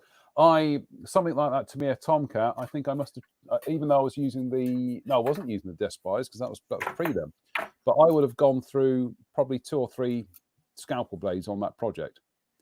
Yes, so yeah. I mean, time, you do work your way through them. But and again, we've had this discussion before, but there's, these are the ones that are always on my bench. Yeah. Three different Swan Morton handles with a different blade in it. I mean, that's a Swan Morton as well, but that's the hobby blade. But even those blades are fantastic. Mm-hmm. Very, very sharp, really nice blade. And I actually use this one for an awful lot of stuff. But we all have different. We all have a selection of Swan Mortons, and I think they're pretty much all I saw Jen using over the weekend as well. I'm just reaching into my. Actually, my Swan Morton is still in my. It's still in my. Traveling traveling box, which I still haven't. It's amazing how few tools you can sometimes get by with, because I still haven't actually unpacked everything from Warfest. So I'm just having a quick. I'm just to sate my own curiosity. I'm just wondering whether you can load a Swan Morton scalpel blade into that handle. No, you can't. No, you can't. That's not worth it. So I just wanted to see whether you could. It's a couple of disappointments for me this weekend. I was hoping for those Proxon power tools to turn up for me this weekend. The new drill and pen sander, they were supposed to turn up this weekend and haven't. It would have been quite nice to have done an unboxing of those and see how they. Well, you can still do them midweek. Yeah, absolutely. It was just something I'd quite look forward to perhaps doing on here, just to see what it comes together like, see how they work. So I'm just putting. Yeah, Dan, you're dead right, Dan. It's just, for the cost of a 148 kit, or not even a full night out in town these days. The amount of cleanup time you save is just ridiculous. Yeah. Philip Jones says the same thing. They're epic. Yeah, I know. They are a very specialist tool, and they're not cheap. But as I say, especially if you are building 40, 30, 40, 50 quid kits, they are a good investment. And as I say, I came back from Telford 2018. I'd invested in my new light. I'd invested in those cutters. Just game changers for me. I'm still using 20 airbrushes, but they are game changers. For all we talk about this doesn't have to be an expensive hobby.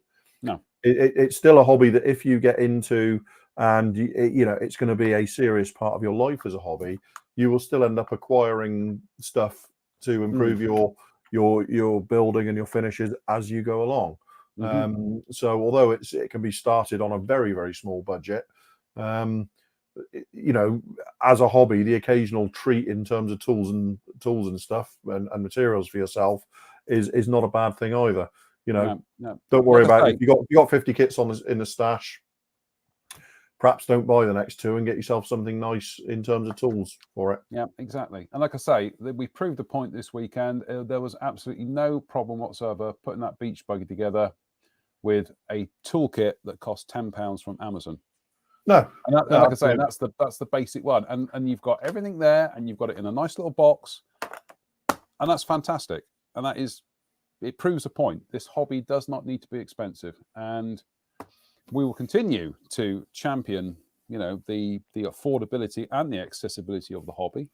Because, like I say, people. Did you say accessibility or accessibility? And the accessibility as well. Yeah, but because it's possible to I think we need to, it's a broad church, as a politician would say, in that it can be as cheap as you want it to be. If you're happy with that £10 kit, just £10 model set, just knocking out a model every few days to your, how you like doing it, then that's brilliant. If you want to take the hobby further, the world is your lobster, so to speak. And as I say, I'm always of the opinion that if I would rather buy tools than kits. Yes. Yeah. That sounds a bit strange, but every time I come into this workbench, that light goes on and those desk buy cutters come out.